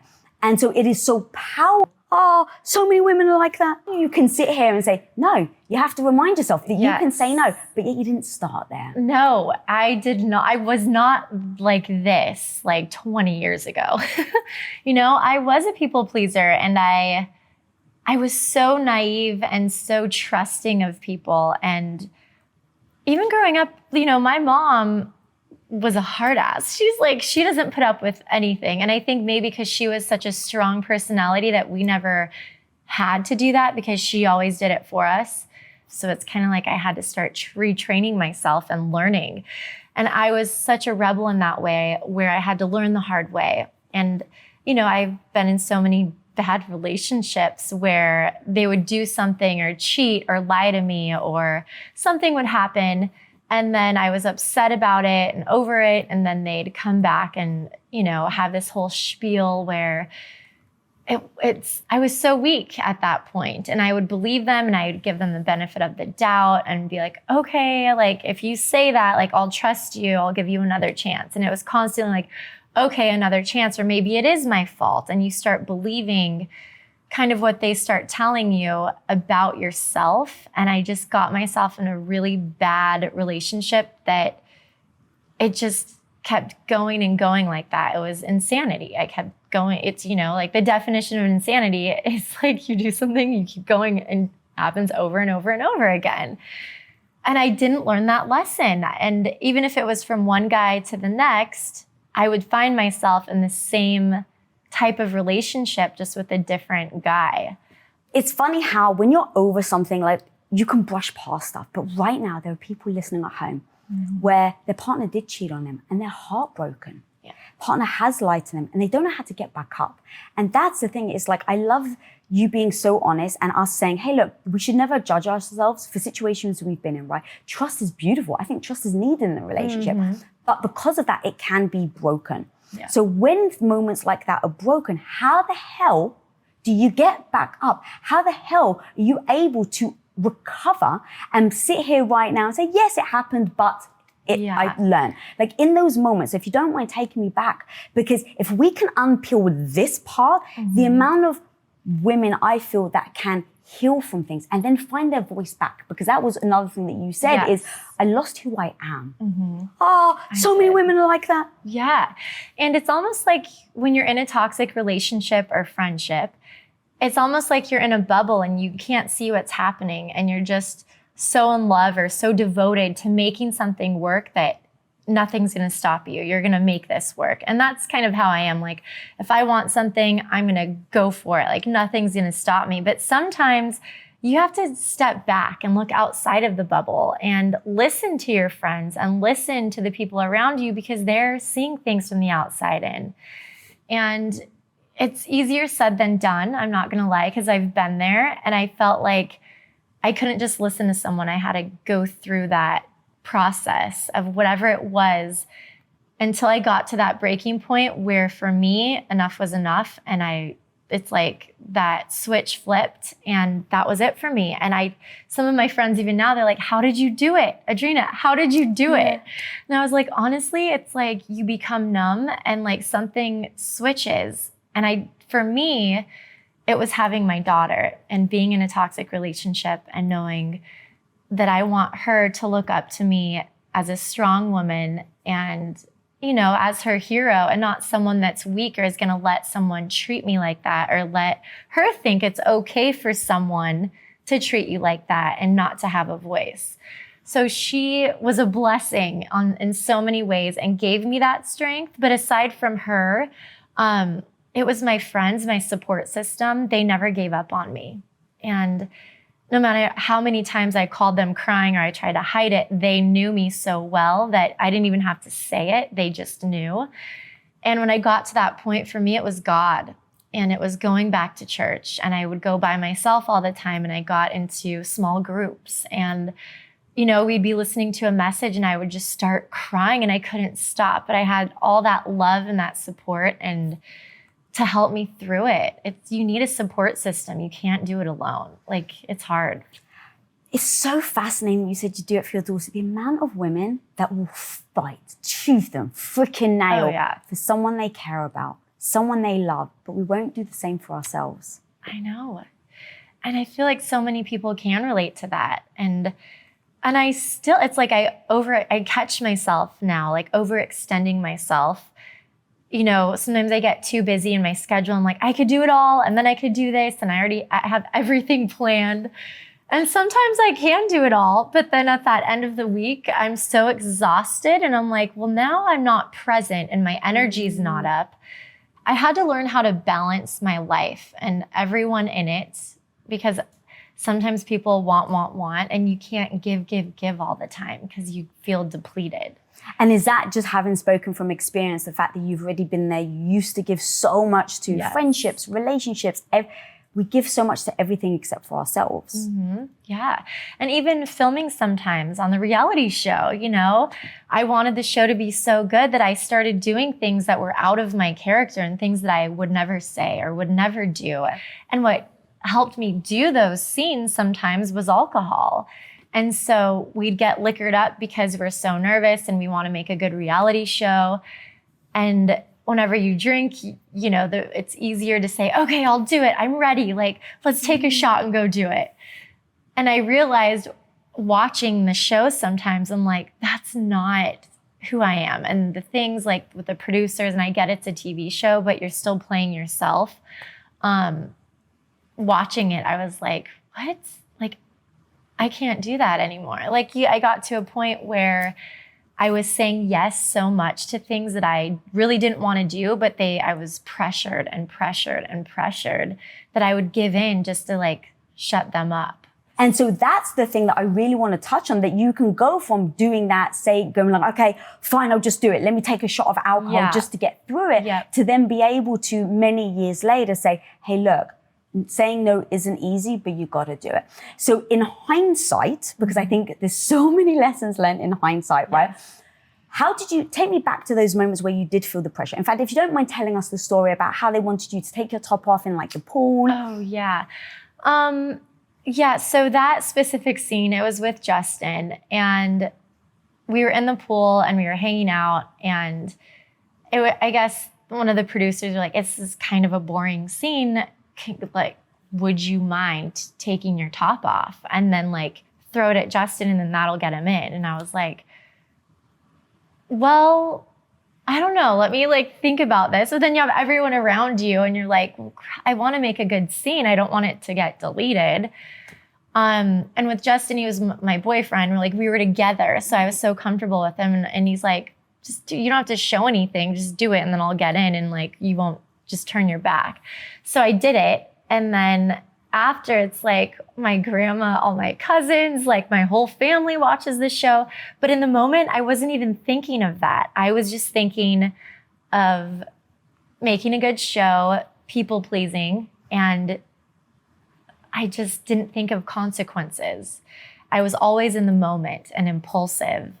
And I learned a lot from that too. So going back now with who you are today, how would you handle that exactly the same situation? I mean, I feel like we could have made a fun scene without taking my top off. We could have did something else. I could have gave other ideas. Just because someone approaches you with an idea doesn't mean you have to say yes or no to it. You can always negotiate back with other ideas and meet in the middle. It's not always about yes and no. Like you can throw your opinion in and like change things to your liking, to where you both can meet and both be happy and it be a successful scene or relationship or whatever it may be. I love that. You've mentioned people pleasing a few times, and I'd really love to touch on that, because in your book you talk about how you get married and you realize, oh, I shouldn't have got married. Yeah. But you did, and you knew deep down. And you talk about, I didn't want to upset my family. I didn't want to upset him. I didn't want to upset, and it's the people pleasing, making decisions based on what's going to please everybody else except for me. Yep. Talk to me about that. If you can take me back to the moments where you were debating in your head, and then what made you then decide? Because again, if we can figure out in those moments where our back is against the wall and we've only got two options, that's the point, right? Because even just like, oh, well, maybe you can negotiate, maybe you can throw out ideas. I love that strategy. Amazing. Yeah. But now when your back is against the wall and it's like, I've either got to upset everybody, I know. Gosh. but follow my heart. Or make everyone happy and ignore me. And at that point in my life, I wasn't as strong. You know, Kira, I think, was 4 or 5 months. So I was 4 or 5 months post-pregnant or having her. And there's so much going on in my mind. And all of his family from Australia flew out. My family flew out. Everybody spent so much money coming to this wedding. My dad spent so much money on the wedding. So all of that's going on in my mind. And that night, it was the night before the wedding, my sister, Casey, stayed with me. And we were laying there and she's like, Drina, I know you don't have to do this. I know you don't want to. And I was like, but I have to. Like, everyone's here. Like, everything's set up. Dad spent all this money. Like, I feel so bad. Like, I have to do it. And now that we have a baby together, it's like, we have to make this work. And I remember my sister Casey saying so clearly, no, you don't. Let's just get on a plane right now. It's in the middle of the night. Let's leave and let mom and dad will handle it. Let's just get out of here and go to another island. And I was like, Casey, I can't. Like, everyone's here. And that moment, if I could go back, if anything, we signed the papers. Like the registry. Yes. Yeah. Like, we signed the papers to solidify us being married at a nail shop in Hawaii. Oh, wow. Yeah. So at that point I was like, well, the papers are already signed.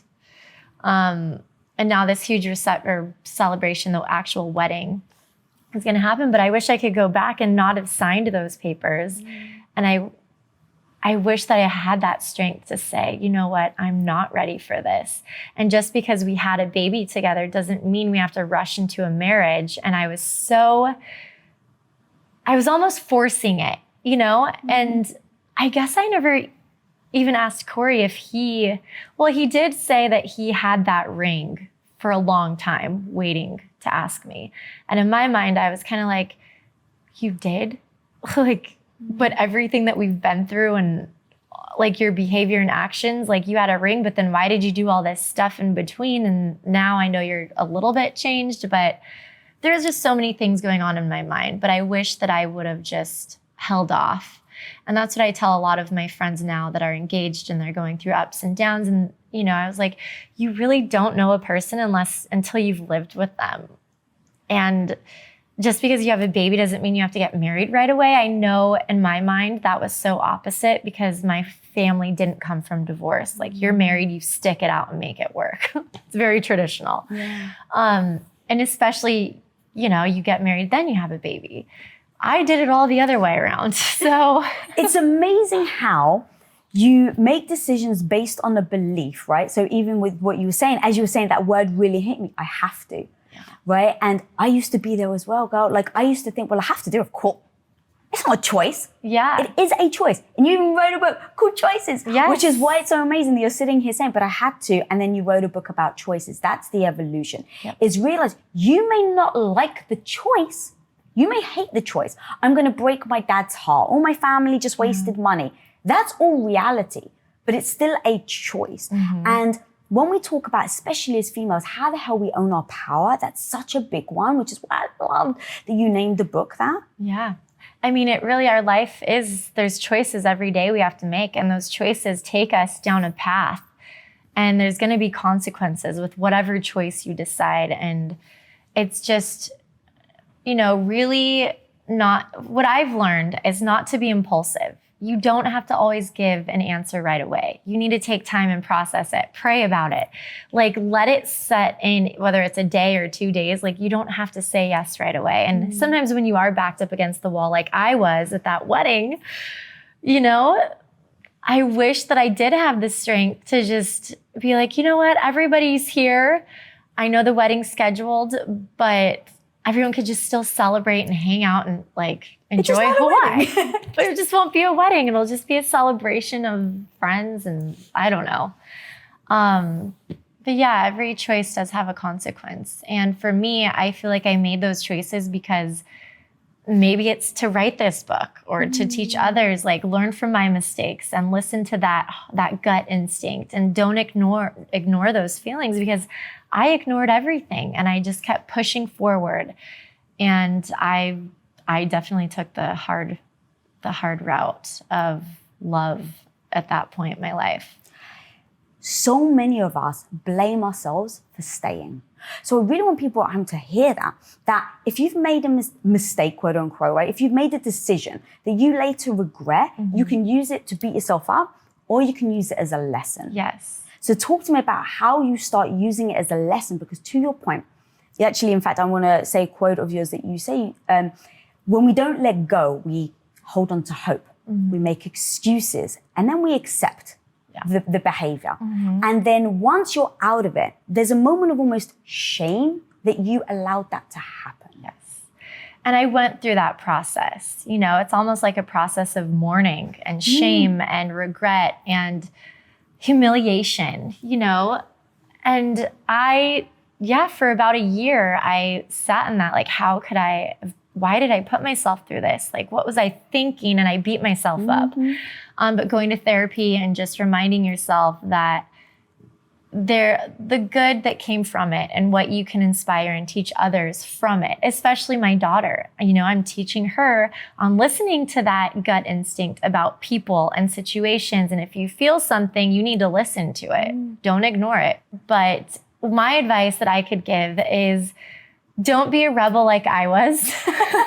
Like, actually listen to other people's experiences and the choices they made and what they went through. Because usually if you make the same choice, you're going to go through the same thing. It might be worse or might be not as bad. Who knows? But, you know, like, learn from other people's experiences. Listen, ask questions, you know, read books, like listen to your gut instincts.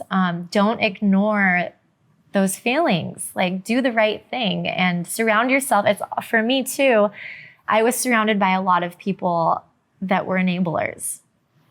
And anything aside from my family and close friends, there was so many people in my life from being famous that were just like wanted to hang out all the time and just wanted to be there because you're famous and you're going here and you're invited there. And they would just agree with whatever I said or wanted to do. Like, nobody stopped me or were like, hey, like, look at what's happening. Like, aside from my family, like, a lot of the people that were around me never did that. So. Ooh, girl, you just hit me for 6 there.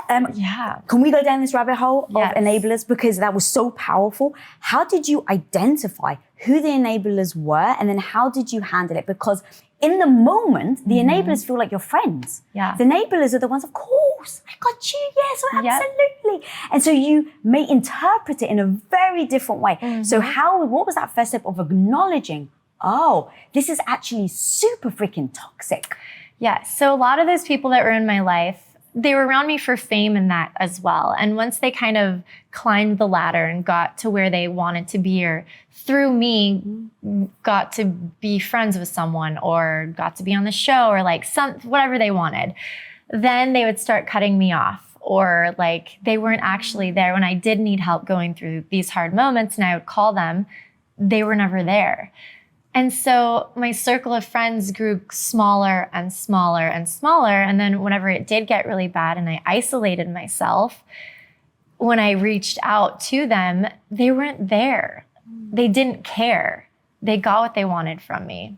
And I realized who my real friends were and who I could actually confide in and depend on, because it was always mutual. Girl, betrayal is a big thing. Like, so we've actually even touched on two, right? Betrayal of a partner and betrayal of a friend. Yeah. And all of these things really do, for me, start to impact how I feel about myself. And that's the biggest thing. That's why I'm just obsessed with talking about like relationships and friendships and things like this, because it really does impact how we see ourselves. So how did you handle a betrayal? In fact, if you don't mind, I'd love to take it one at a time. So how do you handle, if you don't mind sharing the story of betrayal with a partner and then betrayal with a friend? And then I'd love to piece apart how you handle it. And then again, looking back, what you would do differently. You know what just popped in my mind, because the two go hand in hand? The first betrayal I ever experienced, I was like 17. So I was grounded because I was late. My parents were very strict. When I wasn't allowed to have boyfriends till I was 16, no makeup. So when I was 17, I could go out, but my curfew was 10 o'clock. And if I was late, I was grounded for the weekend. No friends, can't go out. So I was late, and I found out the next week at school that my two best friends hung out with my boyfriend. And I found out they had a threesome together. And I didn't find this out for about 2 or 3 weeks, because at school, I was like, why are you being so weird? Like, what did you guys do over the weekend? And they're like, oh, we went and met up. We went to this party and did this and that. And so eventually the one friend, she's like, I have to tell, like, I feel so bad. I have to tell you. So she told me that my one friend slept with him. And then I called that friend, and she's like, well, she did too. And I was like, you guys all, like, no wonder why you're all being weird. So that for me was the very first betrayal of two of my best friends and my boyfriend. So my heart was ripped out. And I think that for me, I cut all of them off. I cried immediately. Okay. Did not talk to any of them. I cried my eyes out, and my mom and dad, I would just cried to them, and it was like, how could they do this to me? Like, you know. And that was one of the hardest experiences I experienced for the very first time, all in one, at 17 years old. So, oh God, that's so heartbreaking. So how on earth, because you said you cut them off, which is amazing. I'm like, yes. But you still then, right, have had other relationships after that, where someone has betrayed. I believe, was it Corey who you found naked women's photos? Yeah. Okay. Yeah. So tell me about that, if you don't mind explaining that story. And then let's talk about how we can be strong in one area and then almost lose that strength again when we get into a different relationship. It's so easy to build that strength up, and then it just withers away. And you don't even realize someone who's very strong. Yes. When I was with my ex, he was traveling a lot. I was working and on TV. So there was a lot of insecurities and jealousy. And I started getting a lot of tweets from fans that he was making, while he was on these tours, that he would be making out with their friend at a bar in Oregon or Oklahoma, or they'd go back to his room at night. And these were messages from fans that loved me from the show that were warning me. And so I was like, this is so weird. I've never experienced, like, this is so weird. And so I would tell him, and of course it would be like, they're just trying to break us up. No one wants us together. You're going to believe a stranger over me. I would never do that to you. And so I was like, okay, like, but you didn't call me last night. So what were you doing? So it got to that point, and then I would believe him because he was there's that charming, like, you want to believe him. You want it to work. So I believed it. I gave him the benefit of the doubt. And then as time went on, when I thought things were really good for 3 or 4 months and we were the best we had been, then all of a sudden he's at my house and he just gets back from tour and his phone's going off all night. And I was like, he's passed out. I'm like, okay, I'm just going to pick his phone up. Like, who keeps texting and calling like this? And I won't say the girl's name. So I picked it up and I was like, oh my God. So I knew his password. So I looked at it and I was shaking, like sitting there shaking. It was pictures of her, like, legs spread open, everything. And their conversation was disgusting. And I woke him up and he said that I was a psychotic whatever for going through his phone, that I'm super insecure and get over it. Like saying that I wasn't giving him enough attention, or I was with producers or going to events and I wasn't giving him what he needed. So it was my fault. And eventually, like, I started believing it. And then we broke up, and a few months go by, I leave, he leaves, then we're back in the same town again. And we meet up, and it's like you have that excitement for the first time again. He's so nice, and like he said he's changed, and on and on and on. It's like, okay, well, it seems like you've changed. The first month or whatever is great. And then it's slowly, those bad habits, it starts to happen again. Thank you so much for your rawness, by the way, and your vulnerability. Like, that's so strong, because it doesn't matter who you are on television, not television. So many of us deal with these toxic relationships that do impact us and then how we show up. And again, I'm going to keep saying this, losing our voice. That's so important to me that women don't. And when it comes to matters of the heart, I notice that that's where most of us women start to unwind all the work we may have done to get strong, to stand up for ourselves. And so when you walk away and you said that we had that time apart, were you telling yourself, okay, I'm going to be strong now? Like, so how do you go from, right, then entering that relationship again? I'm going to be strong. You're like, oh my God, he's changed. And then it is that one little chip at a time, right? There's like one, and then the months go by, and now you blink again and you're the old Audrina again. Yeah, it's so easy to fall back into those old habits. And you don't even realize it's happening because you're so infatuated with just being in love and making it work, and like, wait, but he's being so nice, and I think he's really changed this time, like maybe it'll really work. And you know, you give them the benefit of the doubt. They're telling you everything you want to hear. They're doing everything you want them to. And then when you think it's amazing, then you find naked photos or sext messages, or, you know, you go out and you start hearing things and you're like, what? And then that trust is broke. And then it's almost like feeling so humiliated and just, am I not good enough? Or what is it? Is it me? Like, what can I do better to change myself so you won't have to do this? It becomes more about yourself than realizing it's not you. This is something that's going on in him that he has to heal from, and he has issues. So you need to take yourself away from that situation and remember that it's not you, like it's them. God, that self-worth piece is so powerful. Yeah. And over time in my own evolution, I've really tried to work on how do I make sure I bring my self-worth to myself, that I'm not looking external, because to your point, I want to be able to be in love with my husband and have a friendship where I trust them so much. I tell them everything. Trust is can build such a beautiful relationship. But at the same time, trust can be used as a weapon. Yeah. And you actually talking about in your book, which I think is really powerful. I love that you said this, where you're like, you went to therapy. You're like, okay, let's do couples therapy. And then you're even worried that if I say to him, if I reveal my vulnerability, if I reveal my insecurities in this couples therapy, is he going to use it against me when I'm out of therapy, when we're not sitting in this room? Yeah. And he did.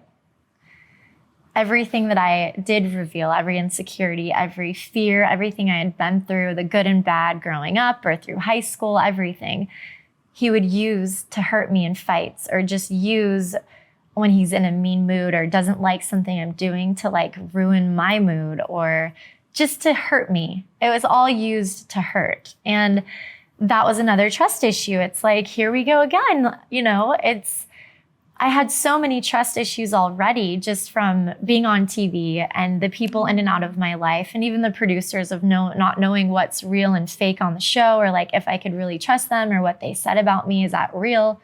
Like, do you really hate me, or did you like, there's so many trust issues. So with him in the beginning, I felt such a bond, and like I felt safe with him and I could trust him. And then it slowly started dwindling away. And then with going to therapy, trying to fix it, and I really gave it my all. Like I give my all. I pour my heart out. Whoever I'm with, I don't jump into things fast, but I ease into it. And once you have me in my heart, like you have it all. So that's what I did. I was in 500%, and I wanted to give it my all to try to make it work. And with going to couples therapy, I thought maybe we could figure out figure this out for the sake of our relationship, our future, our child.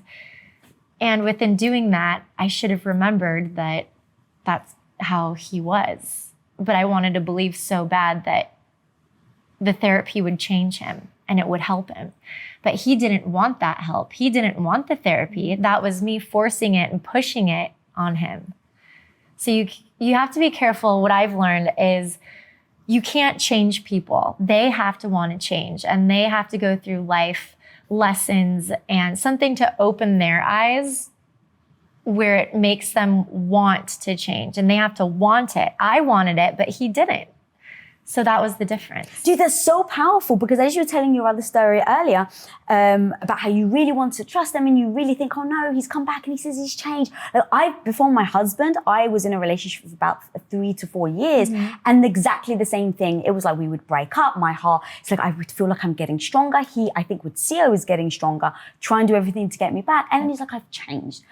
And what I've learned now is to ask myself the question, what have they done to change? Yeah. Because he may have wanted to. Your ex may have wanted to change. And so if you say it enough, sometimes you can believe your own lies, right? So it's like, maybe he even believed his own lie. Now, when they believe their own lies, of course they're going to be able to convince you because they actually believe it. Yeah. So when I always reflect on what would I do differently, because I'm always about that. Like, I don't beat myself up over what happened in the past, but I want to assess and recognize either the red flags, so that I can like put it in my intuition bucket, right? Like my tool belt. And then figure out what I would do differently next time.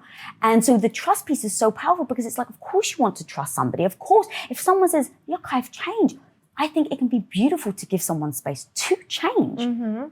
But the question really does remain, what have you done to change? Exactly. And that's where actions speak loud and clear. Words are words. Like, I can change, or I'm going to change. I love you so much. I can't live without you. But it's like, if you love me so much, you can't live without me. Why are you cheating? Like, what am I doing wrong? Or what is it? How are you going to change? Because if you look at the actions, that speaks loud and clear, and it tells you right there. Yeah.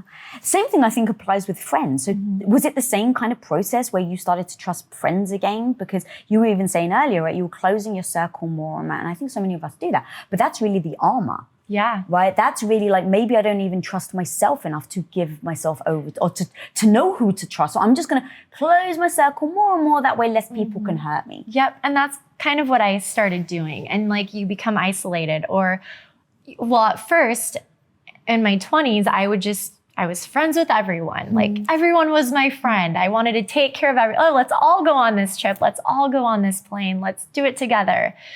And then your circle grows closer. The circle of trust becomes very small. And I've realized in what I've been through that I still have trust issues that I'm working through. And, even every day I question people or their actions, or I'm very observant and I sit back and I watch and I don't give as much. And especially like getting back into the dating world and all of that, I eased into it. And it took me a long time because I had been through so much. And I also didn't want to be with someone where they weren't able to handle me and what comes with me. So it has to be a very strong person. How are you working through them right now, the second guessing part? Because to your point, you even said like, I'm questioning.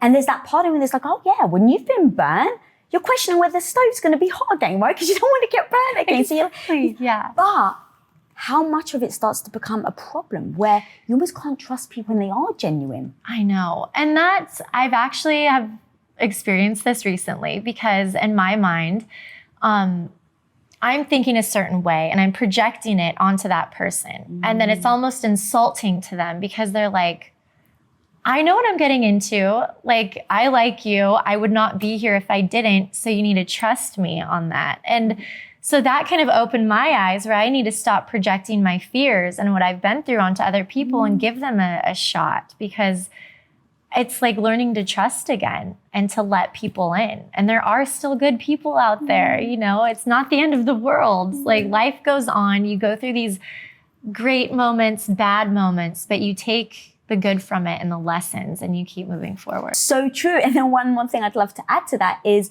you almost sometimes have the confirmation bias because you've been hurt so much, you're questioning, right? So whether it's you're dating, whether it's a friendship, right? So it's like your friend, you've been burned by a friend before, and now someone comes in your life. They may do something that your other friend did. So now you're just like, hang on a minute, I recognize that behavior. And now what you're doing is you're waiting for the other ball to drop. Exactly. And you're just sitting there waiting. Yeah. So now you're just waiting to confirm that you can't trust them. I don't let a lot of people in. And I know a lot of the friends in the industry are the same way. So I feel like we kind of connect on a different level because we all have the same issues and an understanding. But yeah, with friendships, it's crazy because you do recognize little habits or things from other friends of the past. So you're like, like what are your motives? Why are you trying to be my friend so much? Or you notice little things and it's like, I don't know. Now I have like my core group of friends, and it's like, if I connect with someone and there's a chemistry that's undeniable, I've had with some of my best friends that were my friend Brianna, who did my hair like 20 years ago. My best friend Joey, who's a stylist. Like we had that instant friend chemistry, and we're still friends to this day. Like sometimes you just know you're brought to the right person. So it's like, you can't doubt everybody, but just look for the signs, and you're smart. You've been through enough to where you know at this point. I love that people that may be listening, you did this with your mind. And that's kind of like, just keep thinking about it. Keep looking at it. Like know that it's an evolution. I think that's really powerful because what someone may have done once upon a time, that behavior trait may not be in and of itself mean, cruel, but when you spot the behavior trait, maybe you sometimes get triggered, right? We're like, oh, hang on a minute. The last person did that to me. What does this mean? But I do think being able to be, okay, well, that was the past and I'm going to learn from it. So you've mentioned gut intuition. That's another thing I talk about a lot. Yeah. Oh, well, and also like seeing something with someone that also kind of being triggered, that also is like, okay, well, this is my chance to set a boundary, because in the past I would have never communicated my feelings or said what I wanted or what I was uncomfortable with or what was not okay. So this is your chance to kind of voice that and set that boundary. And if that friend or that boyfriend or whoever can't respect that, then there's your answer. I love it. How do you approach boundaries? Boundaries. Oh my goodness. I mean, it's all about communication. I really have worked hard on healing and communicating how I feel and what I want and what is not okay. And sometimes there might be a question or a scenario that happens that I'm not cool with, but I don't react right away. I kind of have to process it and think about it like, okay, I didn't like this. Where is it coming from? What is the trigger? And what do I need to voice about it so the other person understands where I'm coming from? And then based on their response is kind of where the direction could go, or like, you know, if we're meet in the middle somehow. And then you set that boundary. Or even if you have friends that call you and they're venting and you're mentally and emotionally not in a good place to take on all their heated conversation and it's like super heavy, you kind of have to learn how to kindly put your foot down and be like, you know, I really want to listen to you, but right now, like, I just don't have it in me to take on what you're about to say. So give me let me call you back because I'm not in the right place right now to take it on. I'm so wide-eyed right now because thank you for bringing that up. I want to go a little deeper here because this is so powerful. Because, homie, it's like you care about your friends. You want to be there for your friends. Mm-hmm. You love your friends. And at the same time, we're sitting here saying we've got to take care of ourselves. We've got to love ourselves. We've got to know our own self-worth. And if we keep giving it, if we keep putting ourselves aside for everyone else, now we're teaching ourselves that we're not worthy. Then we end up getting in relationships or in a business where maybe someone pushes you around, convinces you to take your top off when you're not comfortable, right? Like to have a friendship that maybe is fake. Like all of that is so powerful. But in those moments of that, like, I am so drained right now and it's incoming, right? And it's someone that you love. In the past, me, myself included, has just taken it on. You just take it on, and then after that call, you're so depleted and your mood's different and you're just like, whoa, like that was a lot to take on. So how have your friends responded when you've said that to them? they respect it, you know, because you have a mutual respect for each other and what you're going through and what you can. And even my sisters, you know, they took on all of that with my toxic relationship. And afterwards, looking back, I was like, wow, you guys never hung up on me. You always were there for me. And I wanted to apologize to them for putting them through that over and over and over. And my friends, because they listened to it and would give me the same advice over and over. And they never shut me out, you know, but they could have been like, well, then, yeah. So my sister Samantha is very like, she's all about healing and spirituality and everything. So she's amazing with that and setting boundaries and just letting people know that I don't like this environment. It's too much for me. So I'm going to go, but I'll call you later. You know, if she's around something or someone that's just, it's too much for her to take on. So she's very inspiring with all that too. What if it's a friend though that feels like they're being dismissed? I've experienced that where sometimes they won't stop talking or they won't go. And it's like, oh my gosh, like how many times do I have to say this before I'm going to end up sounding rude or just cutting them off? Then they're mad at you.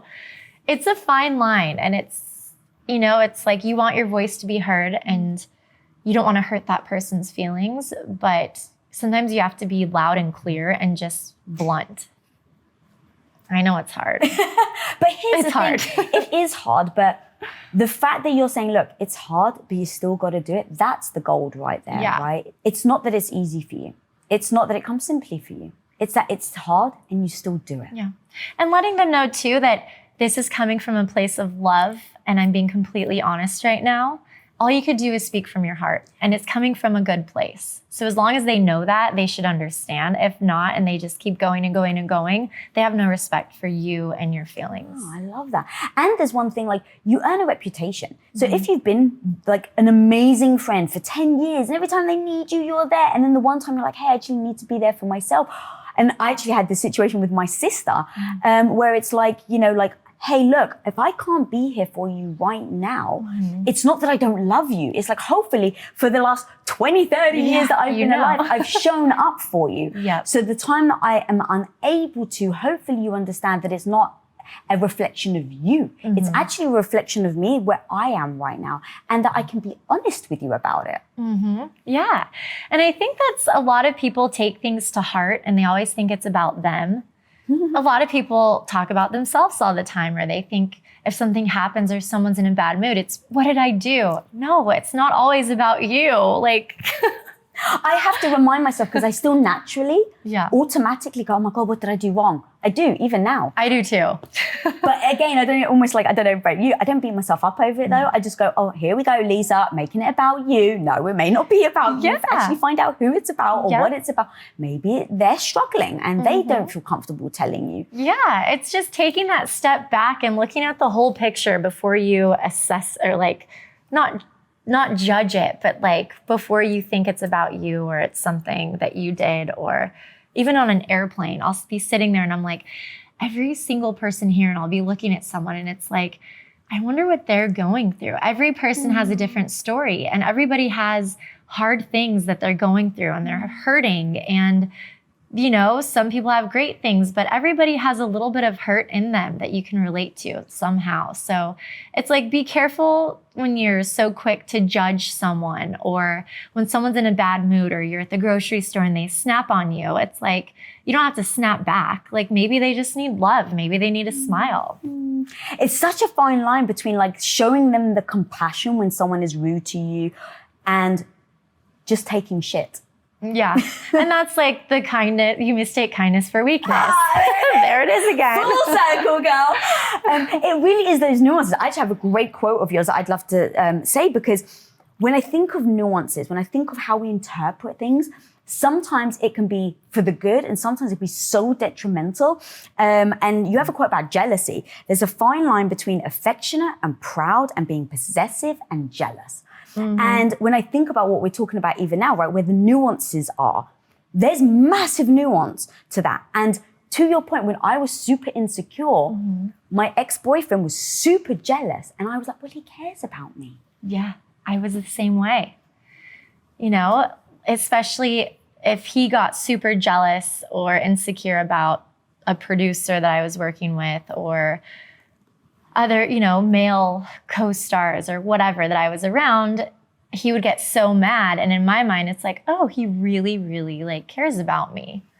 But then it starts affecting your mental state and you can't focus and you can't work. And then you're worried, like, I'd rather just not deal with fighting or the accusation. So I'd rather just not do this job.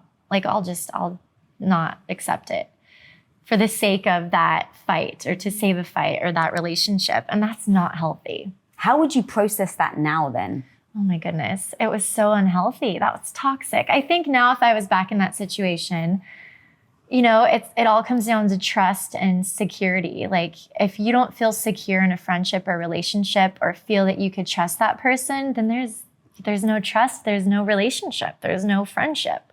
It really comes down to trust. And maybe there's things that are not being communicated to help that person feel like sometimes maybe all they need is a quick text, like, I miss you, or here's a picture, like, hey, this is what we're doing. I'm so excited to tell you all about it, you know, just making them feel a part of. But then there is a fine line of that jealousy and that possessiveness that's not healthy. And some people, that's just how they are. That's not my cup of tea. So that's how you are, but that's not how I am, and I don't like it. So yeah, then you literally were about to take that word out of my mouth, because it's like, it's beautiful, right? Where you're just like, hey, baby, I love you. Just reminded, maybe I'm not saying it enough, because I am so the person, like, I have to look inwards first. Like, am I showing up and giving that person that love? And do they feel like they're respected and loved by me and things like that? And at the same time, making sure you're not pushing yourself so much to try and validate it, because they have got so much insecurity. And now what you're doing is just feeding the beast. Exactly. And then everything that all consumes you. And it's all about making sure they're happy all the time. And then you lose yourself. You start depleting and your happiness slowly starts going away, and your life and what you want and what matters about you it doesn't matter anymore, because it's all about that person. Yeah. So I think with this sort of thing, when it comes to like the nuance, I would definitely look and go, is this true? I'm always asking that question, right? Because it's like, immediately I always want to put my defense. Someone's like, it's not me. Yeah. You know, so like that's something I've worked on a lot. Like, okay, pause, is this true? And then really assess, because if you want a relationship to work, if you want a friendship to work, it takes both parties. It does. So assessing whether this is you, and then really being able to be honest, because if you want the relationship to work, and you have to show up with 50% of it. Yep. Then make sure you're actually showing up with 50%. Yeah. I think on the hills, I always used to say, to have a friend, you have to be a friend. I would always say that. And it's so true, because it can't just be one-sided all the time. It has to be both-sided. There has to be communication.